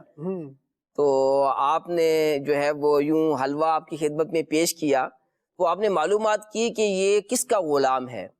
معلومات ملی کہ یہ فلاں شخص کا غلام ہے. تو آپ نے جو ہے اسے 1,000 دینار میں، سونے کے سکوں میں اسے خرید لیا. اب جو ہے وہ غلام بھی آ گیا، حلوہ بھی آ گیا. سبحان اللہ. تو آپ نے جو ہے وہ اس غلام سے کہا کہ یہ حلوہ بھی لو اور میں تمہیں آزاد کرتا ہوں. تو دیکھیں یہ کیسا پیارا انداز ہے کہ جو ان اللہ والوں کے ساتھ اچھا سلوک کرتے ہیں، یہ کیسا نواز دیتے ہیں کہ وہ شخص جو غلامی کی چکی میں جو ہے وہ پسا چلا جا رہا ہے، آپ کی خدمت میں آپ سے محبت کرتے ہیں، آپ کو تحفہ پیش کر رہا ہے، تو آپ اسے خرید کر آزاد بھی کر رہے ہیں اور ساتھ ہی ساتھ جو ہے وہ حلوے کا تحفہ بھی دے رہے ہیں. تو واقعی ان بزرگان دین کا جب نام لیا جاتا ہے تو پھر ان کی محبت دل میں گھر کر جاتی ہے، اور یہی محبت جو ہے وہ روز قیامت بھی ہمیں جو ہے وہ ہماری شفاعت کا باعث بنے گی. اور یہ اللہ والے جو ہیں، یہ تو اللہ پاک کے ان پر خاص اللہ پاک کا کرم ہوگا، اور اللہ پاک ان کو شفاعت کا اذن دے گا. اور ہم ان سے کیونکہ محبت کرتے ہیں، اور ہمیں جو ہے وہ امید واسق رکھنی چاہیے، اپنا اعتقاد رکھنا چاہیے کہ انشاءاللہ یہ نیک لوگ ہماری شفاعت کریں گے اور جنت میں جانے کا باعث ہو جائے گا انشاءاللہ. مدنی چینل کے ناظرین، ایسے عجیب و غریب معاملات اور ایسے عجیب و غریب واقعات آپ رحمۃ اللہ تعالی علیہ کی سیرت میں ملتے ہیں کہ بندہ پڑھتا ہے تو حیران ہو جاتا ہے. حضرت شقیق بلخی رحمۃ اللہ تعالی علیہ خود ایک بہت بڑا نام ہے اور ولایت کے تاجدار ہے. کہا جاتا ہے کہ آپ رحمۃ اللہ تعالی علیہ جو ہے وہ حج کے لیے روانہ ہوئے تو ایک مقام پر، مقام قادسیہ پر قافلہ ٹھہرا تو دیکھا کہ بہت سارے لوگ ہیں جو اللہ رب العالمین کے حضور حج کرنے کے لیے رواں ہیں، اور قافلہ ان کا بھی وہاں رکا ہوا ہے. تو حاجیوں کو ایک مخصوص لباس میں دیکھ کر دل میں ایک کیف طاری ہوا کہ یہ کیسے اللہ والے ہیں، کتنے نیک لوگ ہیں، اور اللہ کریم کے بارگاہ میں دعا کرنے لگے کہ یا اللہ ان سب کے حج کو قبول فرمانا، ان کی کوششوں کو قبول فرمانا. کہتے ہیں یہ سب ہو ہی رہا تھا کہ میری نظر ایک ایسے بندے پر پڑی جس نے امامہ شریف باندھا ہوا ہے اور اون کا اس کا لباس ہے، لوگوں سے الگ تھلگ بیٹھا ہے. کہ بس اس کو الگ تھلگ دیکھ کر نا میرے دل میں ایک خیال آیا کہ یہ بندہ اپنے آپ کو بڑا صوفی ظاہر کرنا چاہ رہا ہے. یہ بڑا صوفی ہے بھائی. کہا کہ میرے دل میں بس یہ بات آئی اور پھر میں نے سوچ لیا کہ میں ذرا اس کا پیچھا کروں گا اور اس کا راز جانوں گا کہ یہ کوئی مقام والا بھی ہے یا ویسے ہی بن کے دکھا رہا ہے. کہتے ہیں میں جناب ان کے پیچھے چلنے لگا اور ایک مقام پر میں نے اس بندے کو پا لیا. بالکل اس سے قریب ہوا تو دیکھا کہ جیسے ہی وہ بندہ میری طرف نظر اٹھاتا ہے تو مجھے دیکھ کر کہتا ہے قرآن مجید کی آیت کریمہ پڑھ کر اجتنبوا کثیرا من الظن ان بعض الظن اثم. قرآن مجید کی آیت کریمہ تلاوت کی، اس کا مطلب یہ ہے کہ بہت زیادہ گمان کرنے سے بچو کیونکہ بعض گمان گناہ ہو جاتے ہیں. شقیق بلخی رحمۃ اللہ تعالی علیہ کہتے ہیں یہ کہنے کے بعد وہ بندہ روانہ ہو گیا، چلا گیا اور میں تو حیرت میں ہی ڈوب گیا کہ میرے تو دل میں یہ بات آئی تھی کہ میں جانچوں گا، میں پتہ چلاؤں گا یہ بندہ ہے کون. میرے تو دل میں آئی تھی، یہ بندہ تو جناب والا مجھے بتا کے چلا گیا کہ تم نے جو گمان کیا ہے وہ بدگمانی پر مشتمل ہے، لہٰذا اسے چھوڑ دو. تو کہنے لگا کہ حضرت شقیق بلخی رحمۃ اللہ تعالی علیہ کہتے ہیں کہ پھر میرے دل میں بات آئی کہ ہو سکتا ہے یہ کوئی اللہ کا مقبول بندہ ہو. میں نے ایسے ہی بدگمانی کر لی، یہ تو میری بدگمانی کو بھی دور کر رہا ہے، قرآن بھی پڑھ کر سنا رہا ہے. کہتے ہیں پھر کافی میں نے پیچھا کیا، جستجو کی، ایک اور مقام پر اس بندے کو پا لیا. اب کیا تھا، اب جب میری نظر اس پر پڑی ہے تو وہ نماز پڑھ رہا ہے اور نماز میں رب العالمین جل وعلا کے حضور ایسے کھڑا ہے کہ اس کا اپنا وجود، اس کا جسم کانپ رہا ہے خوف سے، اور وہ طویل نماز پڑھ رہا ہے، آنسو بہا رہا ہے. کہہ رہے ہیں کہ میں قریب گیا تو میں نے پہچان لیا کہ یہ وہی شخص ہے. میں قریب بیٹھ گیا کہ نماز کے بعد ان سے بات چیت ہوگی. خیر انہوں نے نماز مکمل کی اور نماز مکمل کرنے کے بعد کہتے ہیں کہ قرآن مجید کی سورہ طٰہٰ میں یہ مقام پڑھوں جہاں رب العالمین نے یہ ارشاد فرمایا ہے وَإِنِّي لَغَفَّارٌ لِمَن تَابَ وَآمَنَ وَعَمِلَ صَالِحًا ثُمَّ اهْتَدَىٰ. ترجمہ، اور بے شک میں بہت بخشنے والا ہوں اسے جس نے توبہ کی اور ایمان لایا اور اچھا کام کیا پھر ہدایت پر رہا. گویا پہلی ملاقات میں بدگمانی جو تھی اسے دور کیا گیا، دوسری ملاقات میں کیونکہ اللہ تبارک و تعالیٰ کا نیک بندہ سمجھ کر یہ جستجو تھی کہ میں اس کا قرب حاصل کروں اور اس کی برکت حاصل کروں، تو وہ جو بدگمانی تھی اس سے ایک توبہ کی کیفیت تھی، توبہ کر چکے تھے کہ وہ تو غلط تھا، وہ میں چھوڑ چکا. تو یہاں اس موقع پر یہ آیت کریمہ تلاوت کی. کہتے ہیں کہ وہ نوجوان جو اس انداز سے نماز میں مشغول تھا پھر وہ یہ آیت کریمہ پڑھنے کے بعد وہاں سے چلا گیا. تو میرے دل میں خیال آیا کہ بہت پہنچا ہوا آدمی ہے، ضرور ابدالوں میں سے، یعنی ولی اللہ کی یہ خاص قسم ہے، ہو سکتا ہے اس قسم سے اس کا تعلق ہو. میں ضرور ان کے پیچھے رہوں گا اور ان کی خاص باتوں کو جانوں گا اور میں چاہوں گا کہ ان کا قرب مجھے ملے. کہتے ہیں کہ میں پیچھا کرتا رہا حتیٰ کہ ایک مقام پر میں نے دیکھا کہ وہی نوجوان کنویں کے پاس موجود ہے اور اس کے ہاتھ میں چمڑے کا ایک تھیلا ہے جس سے کنویں سے پانی نکالا جاتا ہے.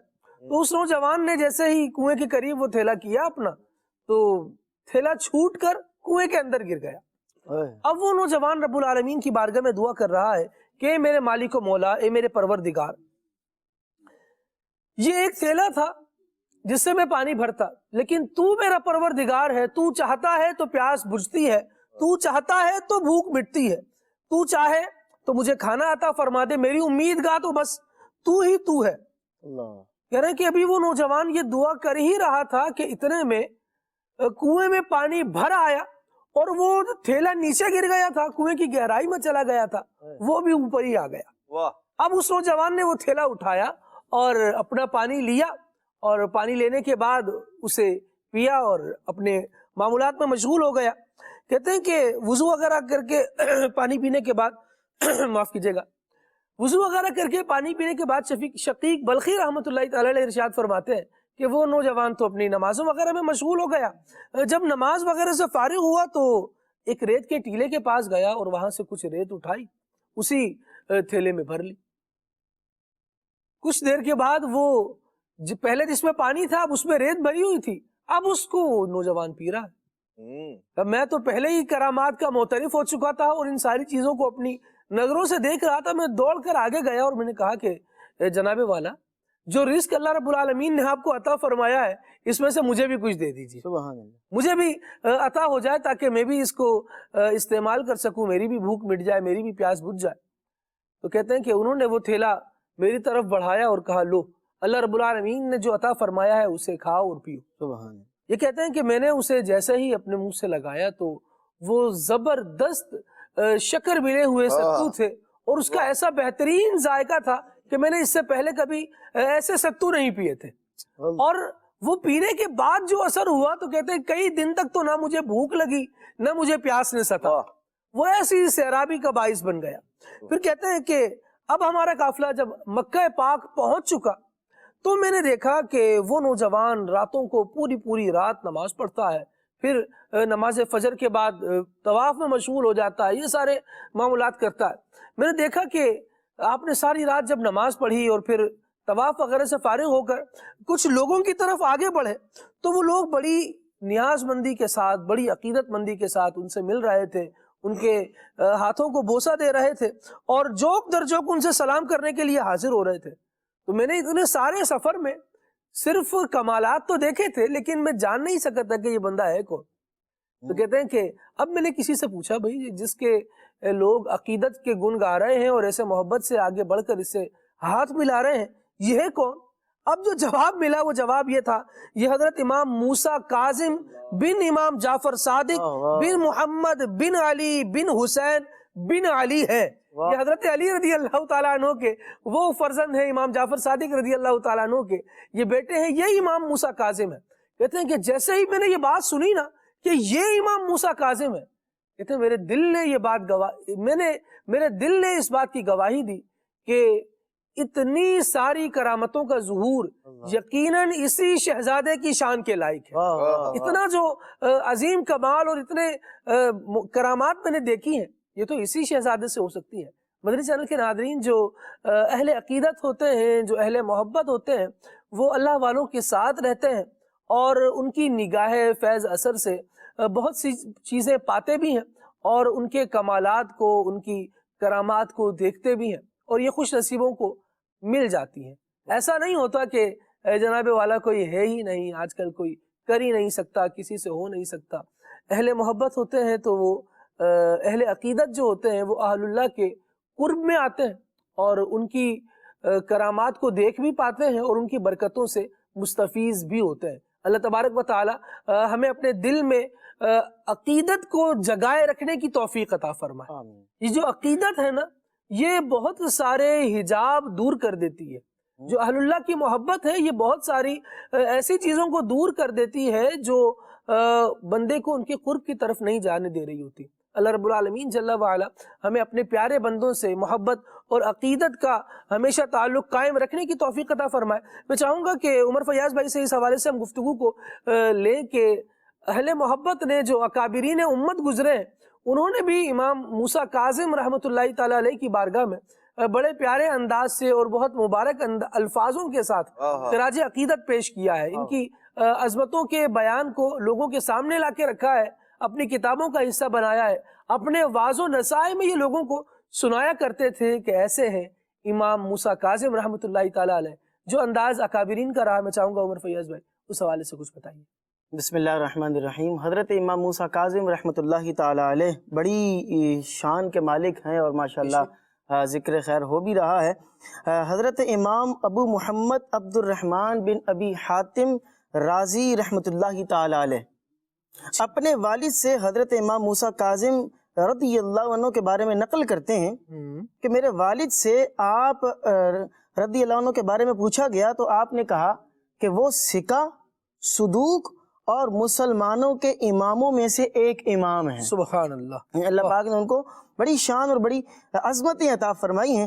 اور ایک قول ان کے تعلق سے امام شمس الدین ذہبی تاریخ اسلام کے اندر یہ نقل کرتے ہیں کہ آپ رضی اللہ تعالی عنہ نیک، عالم، عبادت گزار اور زاہد شخصیت کے مالک تھے. یعنی عبادت گزار تھے، عبادت کرنے والے تھے اور کیسی یہ عبادت کیا کرتے تھے کہ آپ کے تعلق سے روایتوں کے اندر یہ ملتا ہے کہ آپ ساری رات اللہ تبارک و تعالیٰ کی عبادت کے اندر گزار دیا کرتے تھے. اور صرف یہی نہیں، خالد بھائی آج ہم دیکھتے ہیں کہ اگر ہم ایک بظاہری طور پر ایک اچھی زندگی گزار رہے ہوتے ہیں تو بعض اوقات تو ہم عبادت کی طرف آ رہے ہوتے ہیں، لیکن جب لوگوں پر آزمائش کا وقت آتا ہے، پریشانی کا وقت آتا ہے، تھوڑا ٹینشن آ رہی ہوتی ہے تو بعض اوقات وہ ان چیزوں سے دور ہوتے ہوئے نظر آ رہے ہوتے ہیں۔ بعض تو وہ ہیں کہ جو اس موقع پر ذرا قریب ہو جاتے ہیں، لیکن ایک تعداد ایسی بھی دیکھنے میں آتی ہے جو ان چیزوں سے دور ہو جاتی ہے۔ لیکن حضرت امام موسیٰ کاظم رحمۃ اللہ تعالی علیہ کا یہ معمول جب آپ جیل میں قید کیے گئے تو اس وقت کے تعلق سے یہ آتا ہے کہ آپ کے دن اور رات کے معمولات کچھ یوں بیان کیے گئے ہیں کہ آپ رحمت اللہ علیہ نماز عشاء ادا فرما لیتے اور اس کے بعد اللہ تبارک و تعالیٰ کی حمد و ثنا میں مصروف رہتے اور پھر دعا مانگتے رہتے، یہاں تک کہ رات کا کافی حصہ گزر جانے کے بعد کھڑے ہوتے اور صبح تک نماز پڑھتے رہتے، ساری رات نماز کا اہتمام کر رہے ہیں۔ پھر نماز فجر کے بعد بھی اللہ کا ذکر کرتے رہتے یہاں تک کہ سورج طلوع ہو جاتا، پھر زہوہ کبریٰ تک بھی آپ مراقبہ کرتے رہتے، اس کے بعد پھر مسواک شریف کرنے کے بعد کچھ کھانا کھاتے اور پھر کچھ دیر آرام فرما کے وضو کرتے اور پھر نفل نماز پڑھتے رہتے۔ یعنی آپ دیکھیں کہ رات سے جو نمازوں کا اہتمام ہو رہا ہے، ذکر اللہ کا اہتمام ہو رہا ہے، وہ کنٹینیوسلی چل رہا ہے اور یہیں تک نہیں، حتیٰ کہ نماز عصر پڑھ لیتے اور پھر اس کے بعد قبلے کی طرف منہ کر کے اللہ کا ذکر کرتے رہتے، سبحان اللہ۔ اور پھر اس کے بعد جو ہے جب ساری رات اللہ کا ذکر، عصر کے بعد بھی اللہ کا ذکر کرتے رہتے یہاں تک کہ مغرب ہو جاتی، مغرب اور عشاء کے درمیانی وقت میں بھی آپ نفل نماز کا اہتمام کرتے رہتے۔ اور راوی کہتے ہیں کہ وہ لوگ بڑے بدنصیب ہیں جو ایسے نیک شخص کو پریشان کرتے ہیں۔ آپ دیکھیں کہ وہ کس قدر عبادت کا اہتمام کر رہے ہیں، چاہے وہ اپنی ایک نارمل زندگی گزار رہے ہیں، آزمائش میں ہیں، تکلیف میں ہیں، پریشانی میں ہیں، لیکن اس کے باوجود بھی اللہ تبارک و تعالیٰ کی عبادت کا اہتمام کر رہے ہیں۔ اسی طرح میزان الاعتدال نامی ایک زبردست کتاب ہے، اس میں یہ لکھا ہے کہ حضرت موسیٰ کاظم رضی اللہ تعالی عنہ دانش مندوں میں بہترین اور عبادت گزار متقی تھے۔ اور ایک اور جگہ پر لکھا گیا ہے آپ کے تعلق سے کہ آپ آل رسول، عالم، عمدہ خوبیوں والے، سخی، ممدوح زمانہ اور مقبول الدعا تھے۔ سبحان اللہ۔ اللہ پاک سے جو دعا کر رہے ہیں اللہ تبارک و تعالیٰ اس دعا کو قبول فرما رہا ہے۔ عبادتوں کا اہتمام اس قدر زیادہ ہے، آج اگر ہم لوگ دیکھیں تو ہمارے اعمال کتنے ہیں، اور ہماری جو یوں کہہ لیں کہ یہ جو شخصیات ہیں، ابھی آپ نے ذکر کیا کہ یہ ان کی جو لیگیسی ہے، ان کے جو جدی پشتی معاملات ہیں، ایک بڑی شخصیتوں کے حامل ہیں، لیکن اس کے باوجود اللہ تبارک و تعالیٰ کی عبادت کا کس قدر اہتمام کیا جا رہا ہے۔ تو ہمیں بھی چاہیے کہ ہم بھی اللہ تبارک و تعالیٰ کی عبادت کی طرف آئیں، جو ہماری زندگی کا مقصد ہے اس مقصد کی طرف آنا چاہیے۔ یہ وہ افراد تھے جو مقصد حیات کو سمجھ کر زندگی گزار رہے تھے، اور انہوں نے اپنے اکابرین میں اپنے گھر میں جب آنکھیں کھول رہے ہیں تو یہ ماحول دیکھ رہے ہیں، تو گھرانے کا جو اثر ہے وہ بھی تو بہت زیادہ زندگی میں اس طرح سے اثر انداز ہوتا ہے۔ جی بالکل، گھر سے جو ماحول ملتا ہے وہ آدمی کی زندگی میں بہت زیادہ اثر رکھتا ہے، اور آپ یوں سمجھیں کہ انسان اپنے خاندانی ماحول کو اپنے اندر بھی پاتا ہے اور اس کے مطابق جو ہے وہ کوشش کر رہا ہوتا ہے جیسا ماحول ملے۔ اگر ہم چاہتے ہیں کہ ہمارے بچے نیک صالح عبادت گزار بنے تو ہمیں بھی جو ہے وہ نیک صالح بننا ہوگا، اپنے بچوں کو ایسا ماحول دینا ہوگا کہ جس ماحول میں وہ نماز، روزے اور دین کو سمجھنے والے بنے اور دین پر عمل کرنے والے بنے۔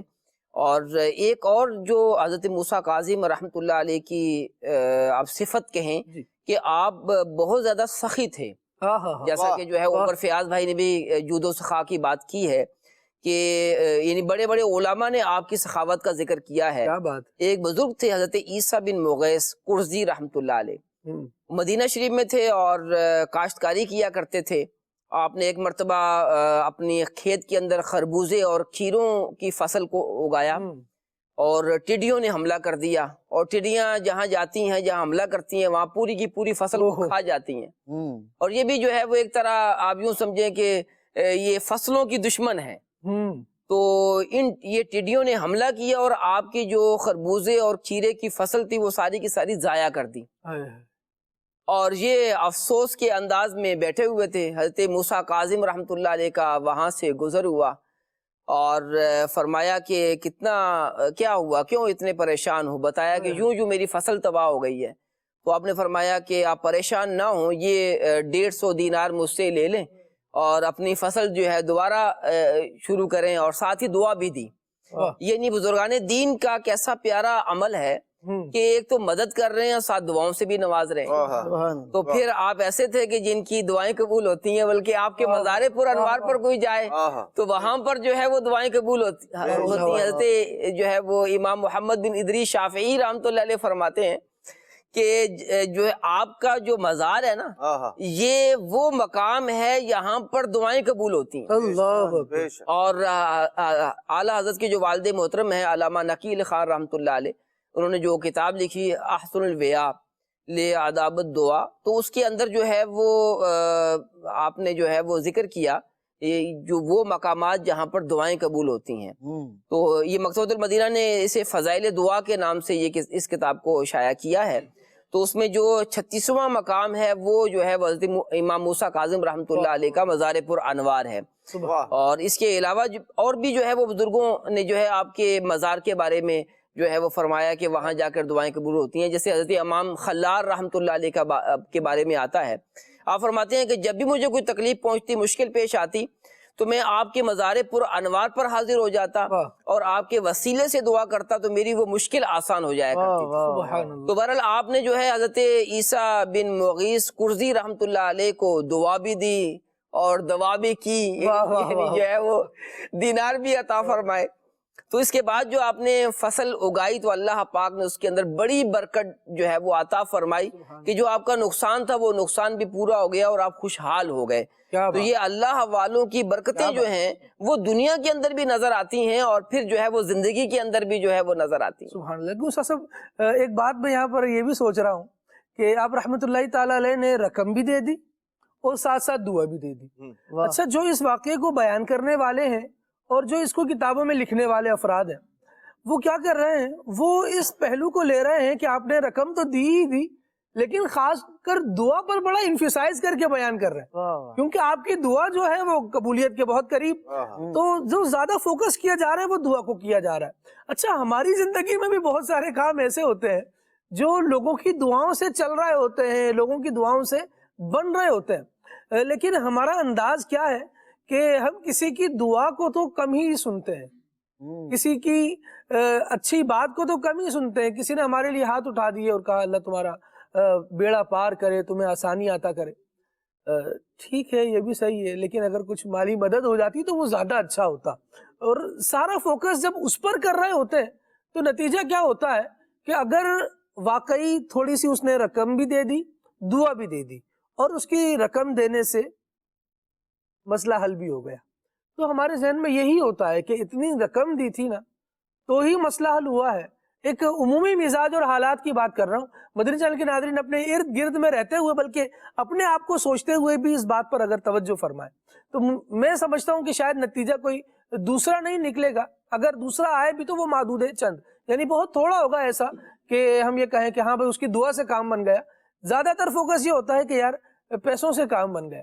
جب فوکس ہی اس کی طرف ہوتا ہے تو نہ اگلے کے بارے میں یہ حسن ظن کبھی قائم ہوتا ہے کہ اس سے دعا کروا لی جائے یہ مستجاب الدعوات ہوگا، نہ اس کے دل میں اس کے بارے میں کوئی حسن عقیدت آئے گا۔ ہاں، پیسوں کا لین دین تھا، اس معاملے میں اچھا سمجھیں گے اور پھر اس کی جزا کے لیے یہ کافی ہوگا، اس نے ہماری مشکل میں ہماری مدد کر دی تھی، اب اس کی مشکل آئے گی تو ہم بھی اس کی مدد کر دیں گے، تو حساب ہو جائے گا برابر۔ لیکن یہاں پر پیسوں کو تولنے کے ساتھ ساتھ دیکھیں جو مالی لین دین کا معاملہ ہے وہ تو دے کر پورا ہو جائے گا نا، لیکن ساتھ ساتھ ایک محسن کے احسان والا انداز بھی اپنے اوپر رکھے، ایک احسان ماننے والا انداز بھی اگر ہمارا ہو جائے، ہماری طبیعت میں یہ بات آ جائے کہ یار بندے نے میری مصیبت میں مدد کی ہے، اور خاص کر دعاؤں سے ایک تعلق بن جائے۔ اب دیکھیے نا پیچھے جو ہم نے طویل واقعہ سنا اس میں یہی تھا نا کہ تھیلا تو جس سے پانی بھرنا ہے وہ تو گر ہی گیا، لیکن اللہ کا بندہ اللہ کی بارگاہ میں اپنے ہاتھ اٹھائے دعا کر رہا ہے، میرے مولا تو چاہتا ہے تو پیاس بجھتی ہے، یہ تو سبب تھا نا پانی نکالنے کا، تو نے نہ چاہا تو یہ مجھ سے دور ہو گیا، اب تو چاہے تو پھر مجھے یہ سبب عطا فرما دے یا کسی اور سبب سے میری پیاس مٹا دے۔ تو یہ اللہ والوں کے پیارے انداز ہوتے ہیں۔ اللہ کریم ہمیں اللہ والوں کی عقیدت اور ان کا احترام نصیب فرمائے۔ مدنی چینل کے ناظرین کی کچھ کالز لیتے ہیں اور پھر مزید آگے بڑھتے ہیں۔ جی औलिया लाहौर से मजर इकबाल अत्तारी सिलसिला खुले आंख सल्ले अला कहते कहते माशा अल्लाह अज़्ज़ा वजल बहुत प्यारा और जबरदस्त सिलसिला होता है।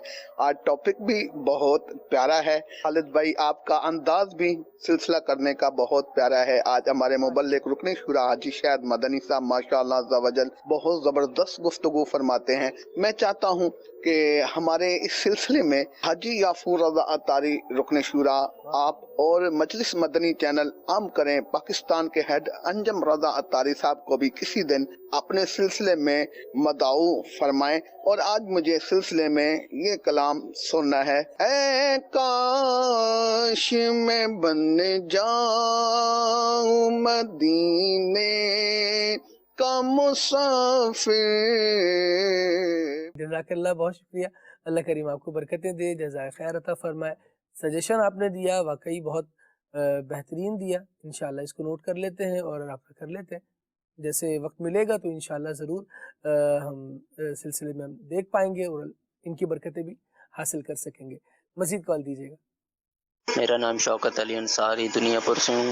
एक कलाम की अर्ज़ थी कि ये कलाम सुना दें। वही रब है जिसने तुझको हम वतन करम बनाया। वाह वाह, सुभान अल्लाह। अस्सलाम या नबी, इस कलाम की फरमाइश आई हुई है और ये वाला कलाम सुना दें। या मुस्तफ़ा खैरुल वरा तेरे जया कोई नहीं, ये भी ज़बरदस्त फरमाइश है जी। अच्छा, सिलसिला बहुत अच्छा है और मैसेज पढ़ा था आपने तो 2 कुरान मिल किए जाते हैं। जज़ाकल्लाह खैरा, अल्लाह करीम आपको बरकत अता फरमाए। और बाकी भी अगर इस कार्य खैर में हिस्सा लें जी, माशाल्लाह, हाँ वो मैंने फिर पढ़ने में आ गया। इस कार्य खैर में बाकी अफराद भी हिस्सा लें, इसाले सवाब करते रहें, बल्कि मुबल्लिगीन मदनी फूल दे ही रहे हैं और अल्हम्दुलिल्लाह अज़्ज़ा वजल इसकी बरकत से हम बहुत कुछ सीखते हैं। तो इसाले सवाब अगर मुबल्लिगीन के लिए होता रहे, जिनसे सीख रहे हैं, और जो सुनकर अगर हम अमल करने वाले बन जाएंगे तो वो तो बगैर नियत के भी एक इसाले सवाब की सूरत हो जाएगी। नियत कर लेंगे तो हमारा सवाब बढ़ता रहेगा। अल्लाह करीम आप सबको जज़ाए खैर अता फरमाए। अच्छा जी, ये मैसेज था तैयबा नगर से, ठीक है जी। मेरा नाम अली शहजाद अत्तारी है, इकबाल नगर से हूँ, ठीक है, माशाअल्लाह। प्रोग्राम बहुत अच्छा है और मेरे वालिदैन की सेहत कामिला के लिए दुआ फरमा दें। और ठीक है जी, अल्लाह करीम आपके वालिदैन को सेहत कामिला अता फरमाए, शिफाई कुलिया अता फरमाए, अपनी रहमत की नज़र फरमाए। कलाम सुनना है किस मुँह से बयां हो तेरे औसाफ हमीदा। अच्छा जी, हमजा वाला से मैसेज है और कलाम कौन सा सुनना है? जो मदीने के तसव्वुर में जिया करते हैं। माशाल्लाह, मैसेजेस मजीद है लेकिन पहले कॉल ले लेते हैं। और मेरा नाम अली रज़ा अत्तारी है, मैं जिला शेखपुरा खानगाह डोगरा से अर्ज कर रहा हूँ। माशाल्लाह खुले आंख सल्ले अला कहते कहते सिलसिला जारी है। एक कलाम की फरमाइश थी, सरवर कहूँ के माल को मौला कहूँ तुझे। सुभान अल्लाह, बाग़े खलील का गुले ज़ैबा कहूँ तुझे। मजीद मोहम्मद अरसलान अत्तारी मदीनतुल औलिया मुल्तान शरीफ से बात कर रहा हूँ। खुले आंख सल्ले अला कहते कहते मैं आज का मौजू बहुत ही प्यारा है। मदनी रज़ा भाई आपसे अर्ज है ये वाला कलाम सुना दे, सबसे औला व आला हमारा नबी। सुभान अल्लाह, ठीक है। कलाम सुनना है, ये मैसेज है अटक से। मैं बंदा आसी हूँ, ठीक है जी। आमद रमज़ान सुना दें जी, ये भी अटक से मैसेज है। और अमीर अहले सुन्नत की मनकबत सुननी है। सुभान अल्लाह, तेरी याद पई तड़पांदी है। सुभान अल्लाह, ये कलाम सुनना है। अच्छा जी, शाहे वाला मुझे तहबा बुला लो, ये कलाम मैसेज मैंने पढ़ लिया है, बहरहाल रिप्लाई उसके हवाले से नहीं कर रहे। मामू कांजन से मैसेज है और शाहे वाला मुझे तहबा बुला लो, ये कलाम सुनना है। कॉल मजीद दीजिएगा। मोहम्मद शहबाब अत्तारी जगह प्रोग्राम से अर्ज कर रहा हूँ। मुझे ये कलाम सुना दें, सुनते हैं कि महशर में सिर्फ उनकी रसाई है। जज़ाकल्लाहु खैरा। सुभान अल्लाह, माशाअल्लाह। मजीद मेरा नाम हाफिज मोहम्मद फतेहुल्लाह कादरी अत्तारी है, मैं उकाड़ा से अर्ज कर रहा हूँ। खुले आंख सल्ले अला कहते कहते प्रोग्राम बड़ा जबरदस्त प्रोग्राम है। मेरी आज आपसे गुजारिश है कि कलाम सुना दे, सुए तैबा जाने वालों मुझे छोड़ कर न जाना। सुभान अल्लाह, अल्लाह करीम बरकत दे आपको और बार बार प्यारे प्यारे काबा, मीठा मीठा मदीना देखना आपका मुकद्दर फरमाए और आप भी सुए तैबा रवाना हो, काश हम भी रवाना हो। मजीद कॉल दीजिएगा। میرا نام محمد ریحان رشید اتاری ہے، میں منڈی بہاولدین میں رہتا ہوں. آپ یہ کلام سنا دیں. نزدیک آ رہا ہے رمضان کا مہینہ. جزاک اللہ خیرا. سبحان اللہ، کیا بات ہے، بڑے زبردست کلام کی بر موقع فرمائش آپ نے کی ہے. اللہ کریم آپ کو جزائے خیر عطا فرمائے. ایک کال اور لے لیتے ہیں. میں جیلا مرزا سے بول رہا ہوں، مجھے یہ کلام سنا دیجیے. کیا بتاؤں کہ کیا مدینہ ہے. سبحان اللہ. گجرانوالہ سے میسج ہے اور کہا جا رہا ہے کہ نعت خان اسلامی بھائی سے گزارش ہے یہ کلام سنا دیں. طٰہٰ دی شان والیا. سبحان اللہ. ایک اور میسج ہے، حضور میری تو ساری بہار آپ سے ہے. سبحان اللہ. ایک کال اور دے دیجئے، پھر انشاءاللہ مدنی بھائی کی طرف بڑھتے ہیں اور کلام سنتے ہیں. میرا نام محمد فرقان اتاری ہے، میں منگوال کربی گجرات سے بات کر رہا ہوں. مجھے یہ نعت سنا دیں. مدینے سے بلاوا آ رہا ہے. سبحان اللہ، سبحان اللہ. اللہ کریم برکت عطا فرمائے اور مدینے سے کاش سچ مچ بلاوا آئے اور پھر ہم جلدی جلدی مدینے جائیں. اللہ کریم ہمیں حاضری مدینہ بار بار عطا فرمائے. مدنی رضا بھائی، کلام کی فرمائش آپ نے سنی، کچھ کلام سنائیے. صلی اللہ علی محمد صلی اللہ علیہ وآلہ وسلم. یا مصطفیٰ خیر الورا، تیرے جیا کوئی نہیں. یا مصطفیٰ خیر الورا، تیرے جیا کوئی نہیں.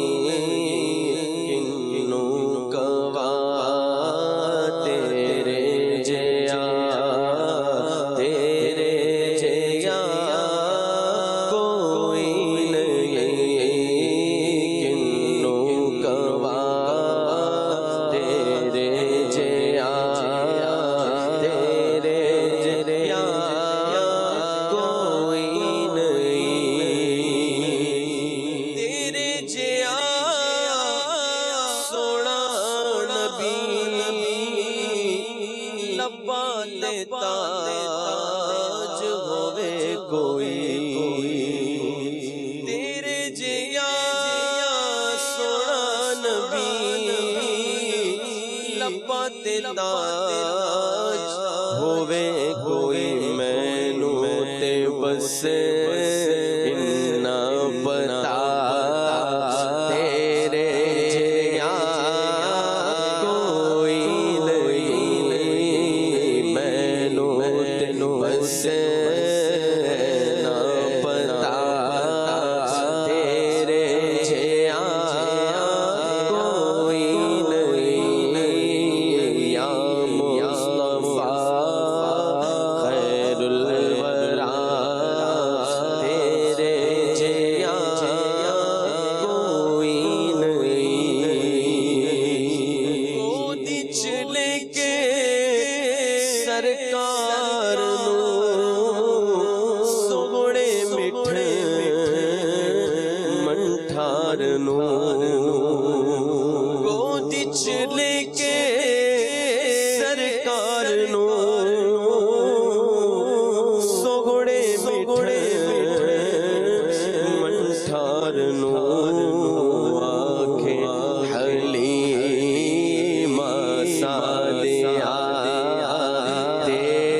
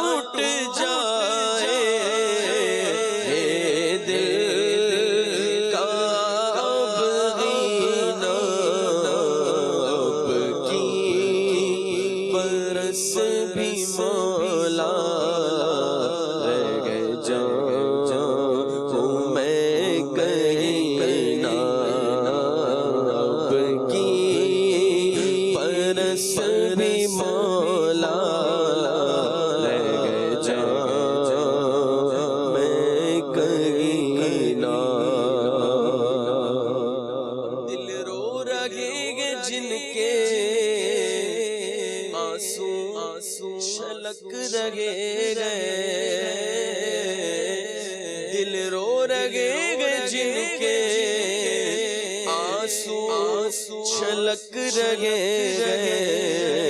ان عاشقوں کا صدقہ ان عاشقوں کا صدقہ بلوا یہ مدینہ ان عاشقوں کا صدقہ میرے آقا ان عاشقوں کا صدقہ بلوا یہ مدینہ روزے کو دیکھنے کو آنکھیں ترس گئی ہے روزے کو دیکھنے کو آنکھیں ترس گئی دکھلا تو سبز گنبد دکھلا تو سبز گنبد یا سید مدینہ دکھلا تو سبز گنبد یا سید مدینہ آقا میری حضوری کی آرزو پوری آقا میری حضوری کی آرزو پوری ہو جا دور دور میرے ہو جا دور دوری اے والی مدینہ ان کے دیار میں تو کیسے چلے پھرے گا ان کے دیار میں تو کیسے چلے پھرے گا تیری جرأت تو جا کا مدینہ تیری جرأت تو جا کا مدینہ ساحل سے حاجیوں کا پھر لگا سفینہ مزید سرور کہوں کہ مالک مولا کہوں تجھے سرور کہوں کہ مالک مولا کہوں تجھے باغ خلیل کا گلے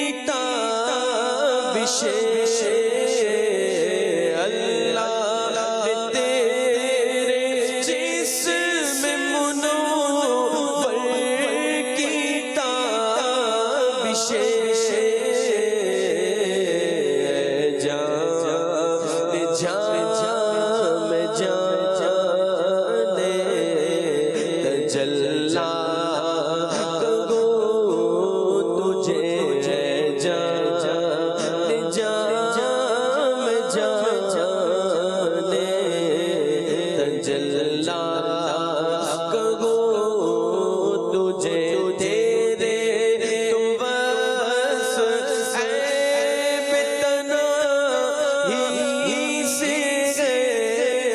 बड़ी या रसूल अल्लाह तेरे तो बस तेरे तो बस ऐब तन्हाई से बड़ी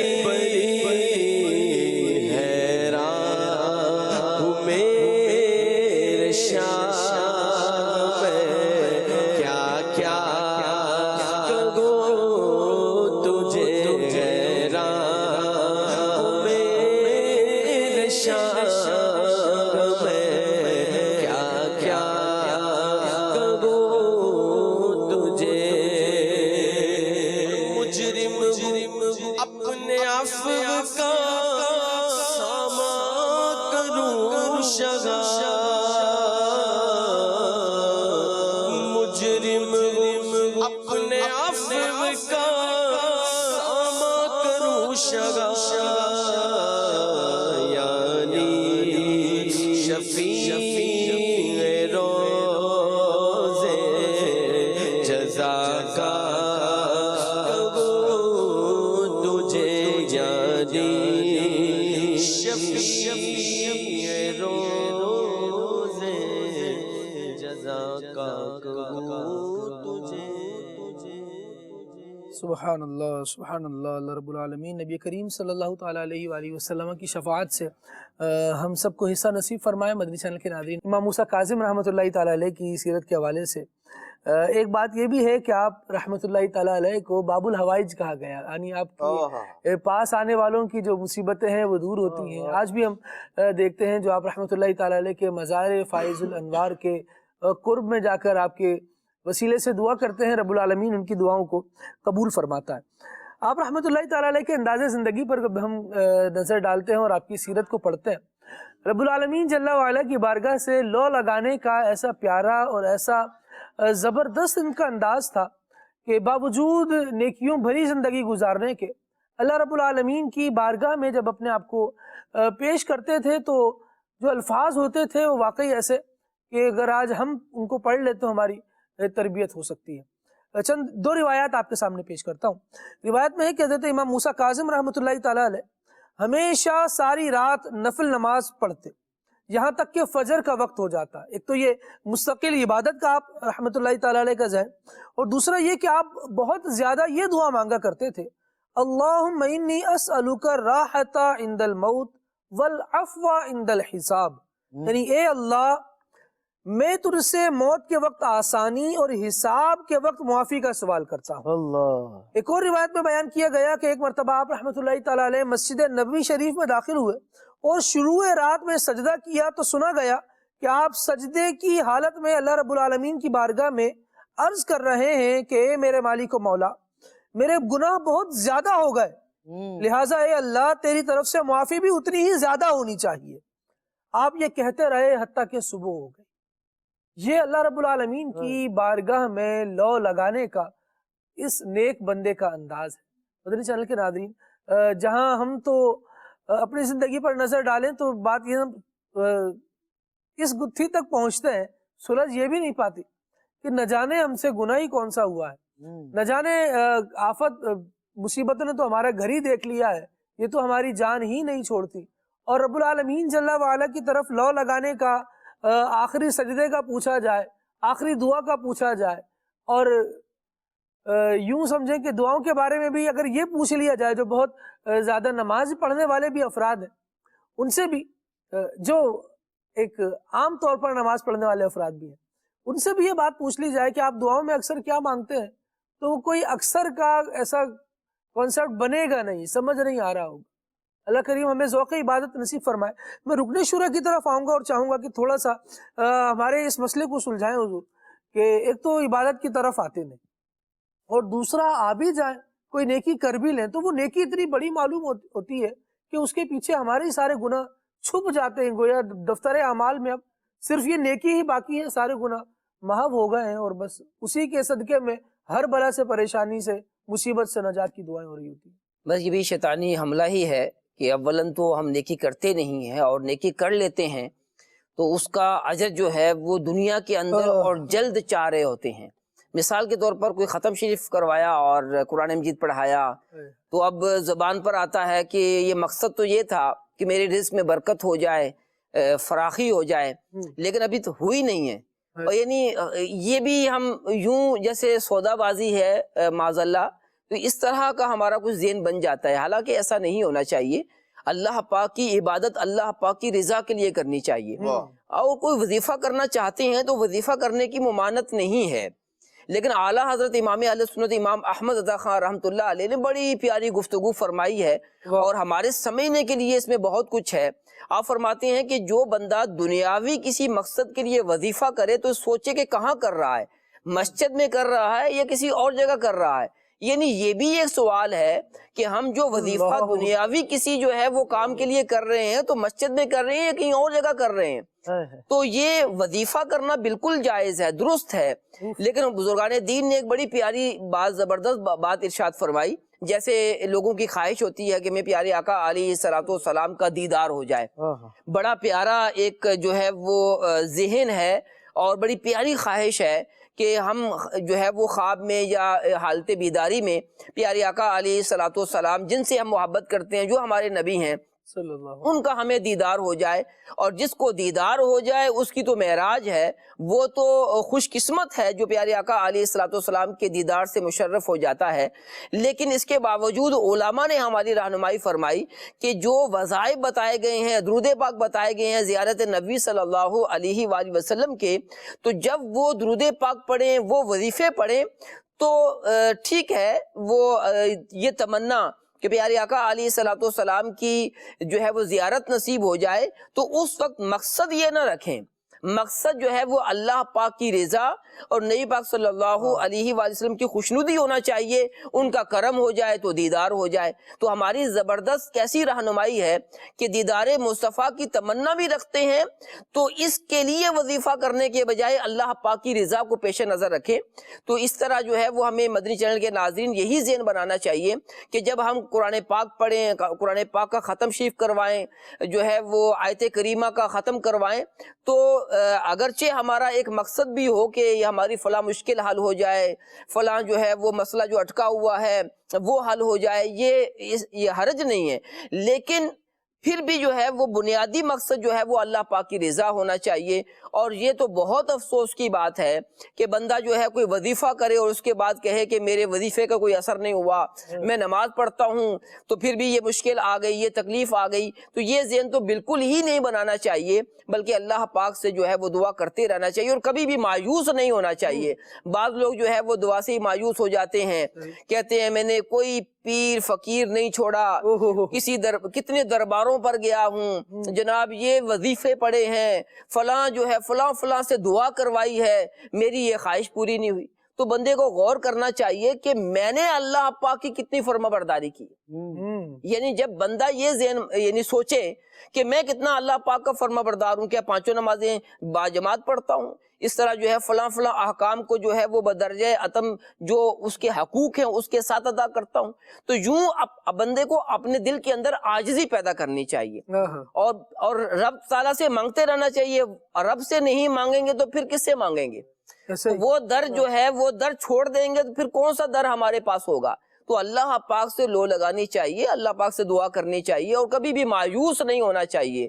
تو اللہ پاک کو جو ہے وہ مایوسی ناپسند ہے، اور امید لگائے رکھیں گے تو ایک دن جو ہے وہ ضرور یہ جو دروازہ بند ہے وہ کھل جائے گا اور جو ہماری خواہش ہے وہ پوری ہو جائے گی۔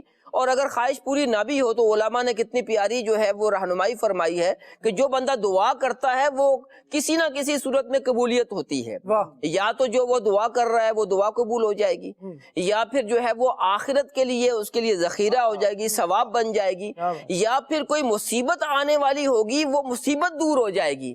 تو بظاہر وہ دعا قبول نہیں ہو رہی، یعنی ایک صورت میں تو دعا قبول ہوگی، بظاہر بھی دعا قبول ہوگی، جو رزلٹ یہ چاہ رہا تھا اس کا من چاہا رزلٹ تو نہیں مل رہا۔ جی، لیکن اس کی کوئی مصیبت دور ہو گئی اس کی دعا کی برکت سے، یا پھر آخرت کے لیے ذخیرہ ہو گئی. تو لہٰذا دعا سے جو ہے وہ ہمیں کمی نہیں کرنی چاہیے، دعا تو کرتے ہی رہنا چاہیے اور رب تعالیٰ سے مانگتے ہی رہنا چاہیے. سبحان اللہ. رب العالمین کا ایسا انداز رہا ہے جب ان کی کوئی دعا فوراً پوری ہو جاتی تھی نا تو وہ اس فکر میں لگ جاتے تھے اور اپنے آپ کو یوں جو ہے نا وہ اللہ تبارک تعالیٰ کی بارگاہ کی جانب مزید متوجہ کرتے تھے. فرماتے تھے کہ بعض اوقات ایسا ہوتا ہے کسی بندے کو ٹالنا ہوتا ہے نا تو اس کی مراد کو فوراً پورا کر دیا جاتا ہے. کوئی آدمی آیا مانگا مجھے یہ دے دیا جائے، یہ زیادہ دیر یہاں نہ رکے، فوراً دے کر اسے رخصت کر دیا جاتا. اللہ والے اپنے آپ کو یوں فکر آخرت کی طرف لے کر جاتے تھے کہ کہیں ایسا تو نہیں کہ مجھے اللہ کریم نے اپنی بارگاہ سے دور کر دیا ہے کہ جو میری مراد تھی فوراً دی گئی. تاکہ اچھا خالد بھائی اگر اس پر بھی غور کیا جائے نا، جب تک منت مراد جو مانگ رہا ہے من چاہی پوری نہیں ہوتی اس وقت تک بندہ اللہ کی بارگاہ میں مانگتا رہتا ہے اور جیسے پوری ہو جاتی ہے ہر بندہ غور کرے اس کے بعد پھر کتنی بار اللہ کریم سے سوال کرتا ہے. وہ وقت جو اس کی یاد میں صرف ہو رہا تھا اب وہ وقت کدھر صرف ہو رہا ہے. یہ بھی غور کرنے کی بات ہے. تو دعا ویسے ہی ایک جداگانہ ایک عبادت ہے تو ہمیں اس کو عبادت کے طور پر ہی لینا چاہیے اور اللہ تبارک تعالیٰ کی بارگاہ کی جانب بار بار رجوع کرنا چاہیے، بار بار دعا کرنی چاہیے. قبول ہو رہی ہے تب بھی سبحان اللہ ہے، نہ ہو تب بھی یہ بھی تو اس کی توفیق ہے، اس کا فضل ہے، اس کا کرم ہے کہ اس نے اپنے یاد کی توفیق عطا کی ہوئی ہے کہ بندہ اتنی دیر تک اس کی بارگاہ کی جانب متوجہ ہے اپنے خالق اپنے مالک کو راضی کرنے کے لیے، اپنی طلب کو پورا کرنے کے لیے. اور یہ طلب اس سے مانگنا یہ عبادت ہے اور افضل عبادات میں سے ہے جس پر اجر بھی ہے ثواب بھی ہے. تو جتنی دیر بندہ دعا کر رہا ہے اجر بھی مل رہا ہے، ثواب بھی مل رہا ہے، قرآن پر بھی عمل ہو رہا ہے اور اللہ تبارک تعالیٰ کا جو پسندیدہ یعنی جو اللہ کریم کے پسندیدہ اعمال ہیں ان میں سے ایک عمل بندہ بجا لا رہا ہے. تو یوں بھی بندے کو چاہیے کہ اللہ تبارک تعالیٰ کی بارگاہ کی جانب متوجہ رہے. سیدی رکن شورا نے ایک بات نبی پاک علیہ السلام کے دیدار کے حوالے سے ارشاد فرمائی. تو حضرت امام موسیٰ کاظم رحمۃ اللہ تعالی علیہ آپ کو بھی خواب میں نبی پاک علیہ السلام کی زیارت ہوئی. یہ بھی نبی پاک علیہ السلام کا فضل ہے، کرم ہے، آپ کی عنایت ہے. جس پر چاہتے ہیں فرماتے ہیں. اس کے اندر بندے کی اپنی طلب بھی جو ہے نا اس کا بہت بڑا عمل دخل ہوتا ہے کہ زیارت کا تو مشتاق ہے لیکن اس کے لیے کر کیا رہا ہے، اپنا انداز زندگی کیا ہے، اس پر بھی بندہ غور کرے. حضرت امام موسیٰ کاظم رحمۃ اللہ تعالی علیہ کو ظلماً قید کیا گیا تو ایک رات نبی پاک علیہ السلام کی زیارت ہوئی آپ کو خواب میں. تو سرکار صلی اللہ تعالی علیہ وآلہ وسلم نے ارشاد فرمایا کہ اے موسیٰ تمہیں ظلماً قید کیا گیا ہے. فرمایا میں تمہیں چند کلمات سکھاتا ہوں، اگر تم ان کو پڑھو گے نا تو اللہ تبارک و تعالی تمہیں آج ہی قید سے رہائی عطا فرمائے. پھر نبی پاک صلی اللہ تعالی علیہ وآلہ وسلم نے کلمات سکھائے. اللہ اکبر. اس کے ابتدائی کلمات یہ ہیں یا سامع کل صوت یا سابق الفوت. یوں کر کے آپ نے دعا سکھائی حضرت امام موسیٰ کاظم رحمۃ اللہ تعالی علیہ. یہاں دیکھیں نبی پاک علیہ السلام کا مبارک انداز. آپ مصیبت پریشانی میں رجوع الی اللہ کی تلقین فرما رہے. جو الفاظ ہیں ان کے اندر بھی اللہ تبارک تعالیٰ کی ایسی حمد اور ثنا ہے اللہ اکبر کہ کمال کے وہ الفاظ ہیں. حضرت امام موسیٰ کاظم رحمۃ اللہ تعالی ارشاد فرماتے ہیں جب میں نے یہ دعا پڑھی تو اللہ کریم نے اس کی برکت سے مجھے آزادی عطا فرما دی. تو ہمیں یہاں ایک تو دعاؤں کی جانب اور دوسرا رجوع الی اللہ. مصیبت ہے، پریشانی ہے، کوئی بھی معاملہ ہے، بندے کو چاہیے اپنے خالق اور مالک کو بھول نہ جائے بلکہ اس کی جانب رجوع کرے. وہ مصیبتوں سے بندے کو راحت عطا فرمانے والا ہے. مدنی چینل کے ناظرین اس بات پر بھی ہمیں غور کرنا چاہیے کہ ہمارا کام کیا ہے.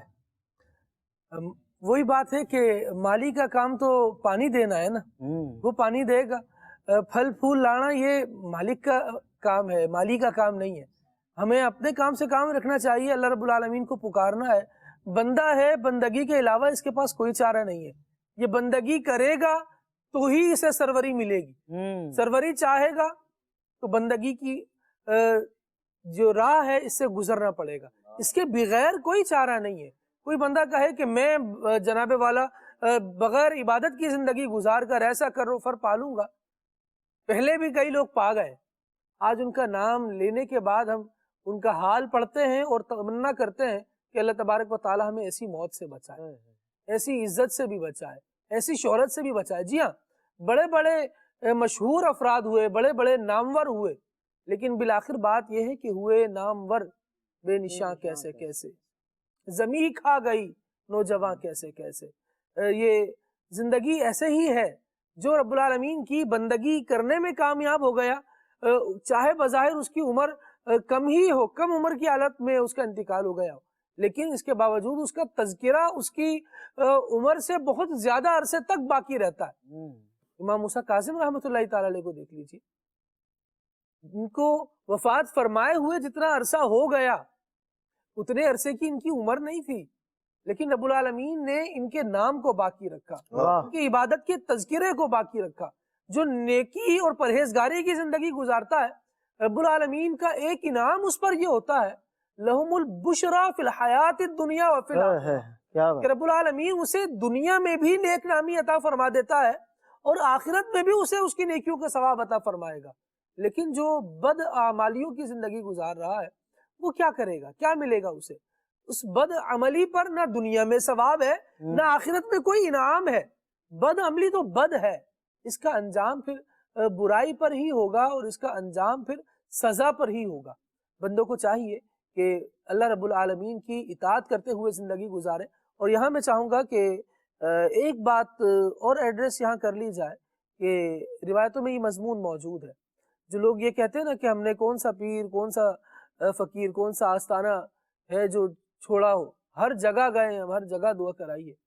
نبی کریم صلی اللہ تعالیٰ علیہ وآلہ وسلم کے فرمودات میں ایسی باتیں بھی ملتی ہیں کہ جب بندہ رب العالمین جل وعلا کی حدوں کو پھلانگتا ہے, اس کی نافرمانیوں کی طرف آتا ہے اور پھر اس کو چھوڑ نہیں رہا ہوتا, نافرمانیوں کو نہیں چھوڑ رہا ہوتا, تو بعض جرموں کی سزاؤں کے طور پہ یہ بات بیان کی گئی کہ اہل اللہ کی دعاؤں میں سے اس بندے کا حصہ ختم ہو جاتا ہے. ان کی دعائیں پردہ اجابت تک پہنچتی ہیں, ان کی دعاؤں میں قبولیت ہوتی ہے, لیکن میں کیسا محروم ہو جاتا ہوں یہ بد اعمالیاں اختیار کر کے کہ میرے لیے کوئی حصہ نہیں ہے. تو لہٰذا جو بھی حصہ ہمیں حاصل کرنا ہے اللہ والوں کی دعاؤں سے یا نیکیوں سے, گناہوں سے توبہ ضروری ہے. گناہوں کو چھوڑیں گے, بد اعمالیوں کو چھوڑیں گے اور رب العالمین کی رحمت سے امید باندھ لیں گے تو انشاءاللہ رحمت مل کے رہے گی. رب العالمین نے ارشاد فرمایا ہے وَرَحْمَتِي وَسِعَتْ كُلَّ شَيْءٍ, میری رحمت جو ہے یہ ہر شے کو گھیرے ہوئے ہے. وہ رب العالمین جل وعلا رحمت فرمائے گا الا یہ کہ جو بندہ ہے نا وہ دائرہ رحمت سے نکلنے والے کام نہ کرے. وہ دائرہ رحمت سے نکلنے والے کاموں میں سے مراد میری یہ ہے کہ رب ہے, وہ باحیثیت رب انعام فرما رہا ہے, لیکن یہ بندہ اس کی ربوبیت کا ہی انکار کر رہا ہے. پھر یہ کہے کہ مجھے وہی انعام ملے گا جو اس کو رب ماننے والوں کو مل رہا ہے, ایسا نہیں ہوگا. اللہ رب العالمین ہم پر فضل فرمائے, ہم پر کرم فرمائے. جب بارش برستی ہے تو پورے علاقے پر برستی ہے. ایسا اب بنجر زمین کا یہ شکوہ درست نہیں ہے کہ جناب میرے اوپر تو زرخیزی نہیں آ رہی ہے, میرے اوپر تو ہریالی نہیں آ رہی ہے. بارش برس رہی ہے, وہ اپنا کام کر رہی ہے. ہم بھی دیکھیں کہ اولیاء اللہ کے مزارات ہیں, بزرگان دین ہیں, ہم ان کے وسیلے سے دعائیں کر رہے ہیں, اور لوگ ہیں مزاروں پر جا رہے ہیں, ان کی دعائیں اللہ تبارک و تعالی جو ہے وہ قبول فرما رہا ہے. اور میری دعا اگر قبول نہیں ہو رہی ہے اور میرے اوپر رحمت الہی کے دروازے اگر بند ہیں تو یقینی طور پر کچھ نہ کچھ مجھے اپنے گربان میں بھی تو جھانکنا ہے. کہیں میرے اعمال ایسے تو نہیں ہے کہ مجھ پر اللہ تبارک و تعالیٰ کی رحمت کے دروازے بند ہوئے ہیں, یا پھر میرے شامت اعمال کی وجہ سے میری دعائیں قبول نہیں ہو رہی. تو اس لیے ہمیں بھی نیک اعمال کی طرف آنا چاہیے اور ہم اپنے دل کو دیکھیں کہ ہمارا دل جو ہے وہ کہیں گناہ کی وجہ سے سیاہ تو نہیں ہو چکا ہے. اس پر رحمت الہی کی بارش آ تو رہی ہے, لیکن اس پر زرخیزی آ بھی رہی ہے, اثر ہو بھی رہا ہے کہ نہیں ہو رہا ہے, یہ ہمیں غور کرنا چاہیے. ہو سکتا ہے بسا اوقات فصل نہ ذرا تاخیر سے آتی ہے. سونا جو ہوتا ہے نا, اگر وہ میلہ ہو جائے تو میلے سونے کا زیور نہیں بنایا جاتا. پہلے کیا ہوتا ہے, پہلے اس کا میل اتارا جاتا ہے, پھر وہ مشقتیں, جو مصیبتیں, جو پریشانیاں آ رہی ہوتی ہیں, بسا اوقات وہ میل اتار رہی ہوتی ہیں. ہم میل اترنے والے ڈیوریشن میں ہی پریشان ہو کر نا میل اتروانا بھی چھوڑ دیتے ہیں, اس طرف بھی نہیں جا رہے ہوتے, تو پھر پریشانی بڑھ سکتی ہے. تو تھوڑا سا انتظار کیجئے, لگے رہیے, جڑے رہیے. اللہ رب العالمین جل وعلا ایسی جگہوں سے راستہ بندے کو عطا فرماتا ہے, بندے کا گمان بھی نہیں ہوتا. اسی نے ارشاد فرمایا ہے وَمَن يَتَّقِ اللَّهَ يَجْعَلْ لَهُ مَخْرَجًا, جو اللہ رب العالمین سے ڈرتا ہے اللہ تبارک و تعالی اس کے لیے مشکلات سے نکلنے کا راستہ بنا دیتا ہے. وَيَرْزُقْهُ مِنْ حَيْثُ لَا يَحْتَسِبُ، اور اس بندے کو وہاں سے روزی عطا فرماتا ہے جہاں سے وہ گمان بھی نہیں کر رہا ہوتا. اللہ رب العالمین کی بارگاہ میں دعا کرتے ہیں مالک کریم ہم سب پر اپنی رحمتوں کے دروازے کھول دے، عافیتوں کے دروازے کھول دے، سلامتیوں کے دروازے کھول دے، ہمیں گناہوں سے بچائے اور نیکیوں میں ہمارے دل کو لگائے. مدنی چینل کے ناظرین، امام موسیٰ کاظم رحمۃ اللہ تعالی علیہ کی سیرت کے حوالے سے آج سلسلہ پیش کیا گیا اور بہت ساری دیگر باتیں بھی ہوئیں، اور مقصد یہی رہا کہ ہم گناہوں کو چھوڑیں اور اہل اللہ کے طریق پر آ جائیں. وہ اللہ سے لو لگاتے تھے، اس کی بارگاہ میں دعائیں کرتے تھے، ہم بھی اللہ کرے کہ اس انداز کو اپنانے والے بن جائیں. آئیے ایک منقبت امام موسیٰ کاظم رحمۃ اللہ تعالی علیہ کی مدنی رضا بھائی سے سنتے ہیں اور اس کے بعد سلسلے کے اختتام کی طرف بڑھیں گے. پر لازم موسیٰ کاظم، موسیٰ کاظم، عشق گجن کا پر لازم موسیٰ کاظم، موسیٰ کاظم، ہم گئے جن کے در کے ملازم، موسیٰ کاظم، موسیٰ کاظم، موسیٰ کاظم، موسیٰ کاظم. جود و سخا گئے شان تمہاری، عفو و کرم گئے کام تمہارا. جود و سخا گئے شان تمہاری، عفو و کرم گئے کام تمہارا.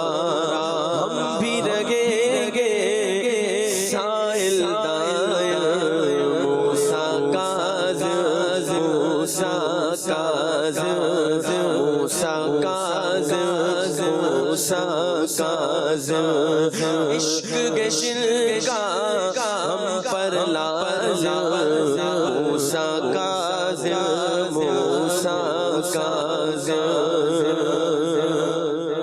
14 برس تک جیل میں ٹھہرے، ظلم کو سہتے کچھ نہ کہتے. 14 برس تک جیل میں ٹھہرے، ظلم کو سہتے کچھ نہ کہتے. یوں کہتے گئے تم کو کاظم، موسیٰ کاظم، موسیٰ کاظم، یوں کہتے گئے تم کو کاظم، موسیٰ کاظم، موسیٰ کاظم، عشق گشن کا ہم پر لازم، موسیٰ کاظم، موسیٰ کاظم. جس کا کوئی کام رکا ہو، کیسی مشکل سر پہ کھڑی ہو. جس کا کوئی کام رکا ہو، کیسی مشکل سر پہ کھڑی ہو.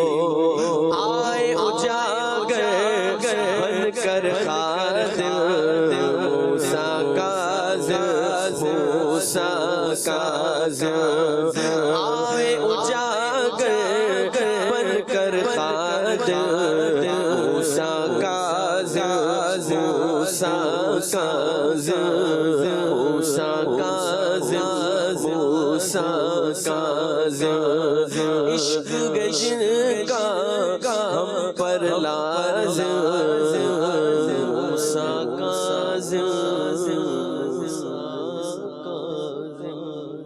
سبحان اللہ، سبحان اللہ. مدنی چینل کے ناظرین، سلسلے کا وقت اختتام پذیر ہے. امام موسیٰ کاظم رحمۃ اللہ تعالی علیہ کی عادات کریمہ میں سے ایک بات یہ بھی بیان کی گئی کہ جب کسی سے ملاقات ہوتی اور کوئی آپ کے سامنے آتا تو اس کے سلام کرنے سے پہلے آپ رحمۃ اللہ تعالی علیہ کا انداز یہ تھا کہ آپ سلام میں پہل فرمایا کرتے تھے. اللہ رب العالمین اس مبارک اس پیارے طریقے کو ہمیں بھی اپنی زندگیوں میں شامل کرنے کی توفیق عطا فرمائے. سبحانک اللہم و بحمدک، اشہد ان لا الہ الا انت، استغفرک واتوب الیک. صلوات والسلام.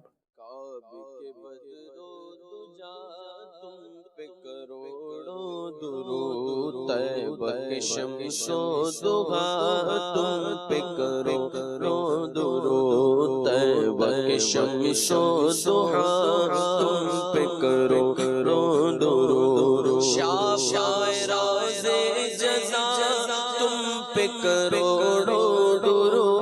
شاعراز جزا تم پہ کرو درود.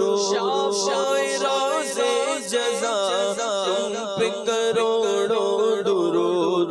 تم پہ کرو درود. دافع جملہ بنا تم پہ کرو درود. دافع جملہ بنا تم پہ کرو درود. اور کوئی غیب کیا تم سے نگاہ ہو بھلا. اور کوئی غیب کیا تم سے نگاہ ہو بھلا.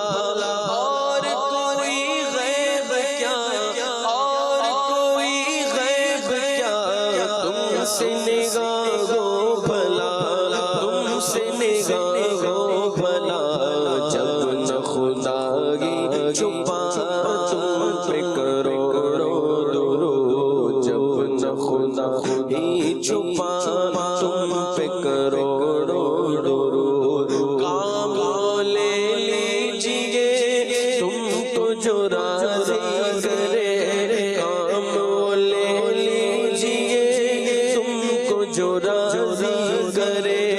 کام لے لیجیے تم کو جو راضی کرے.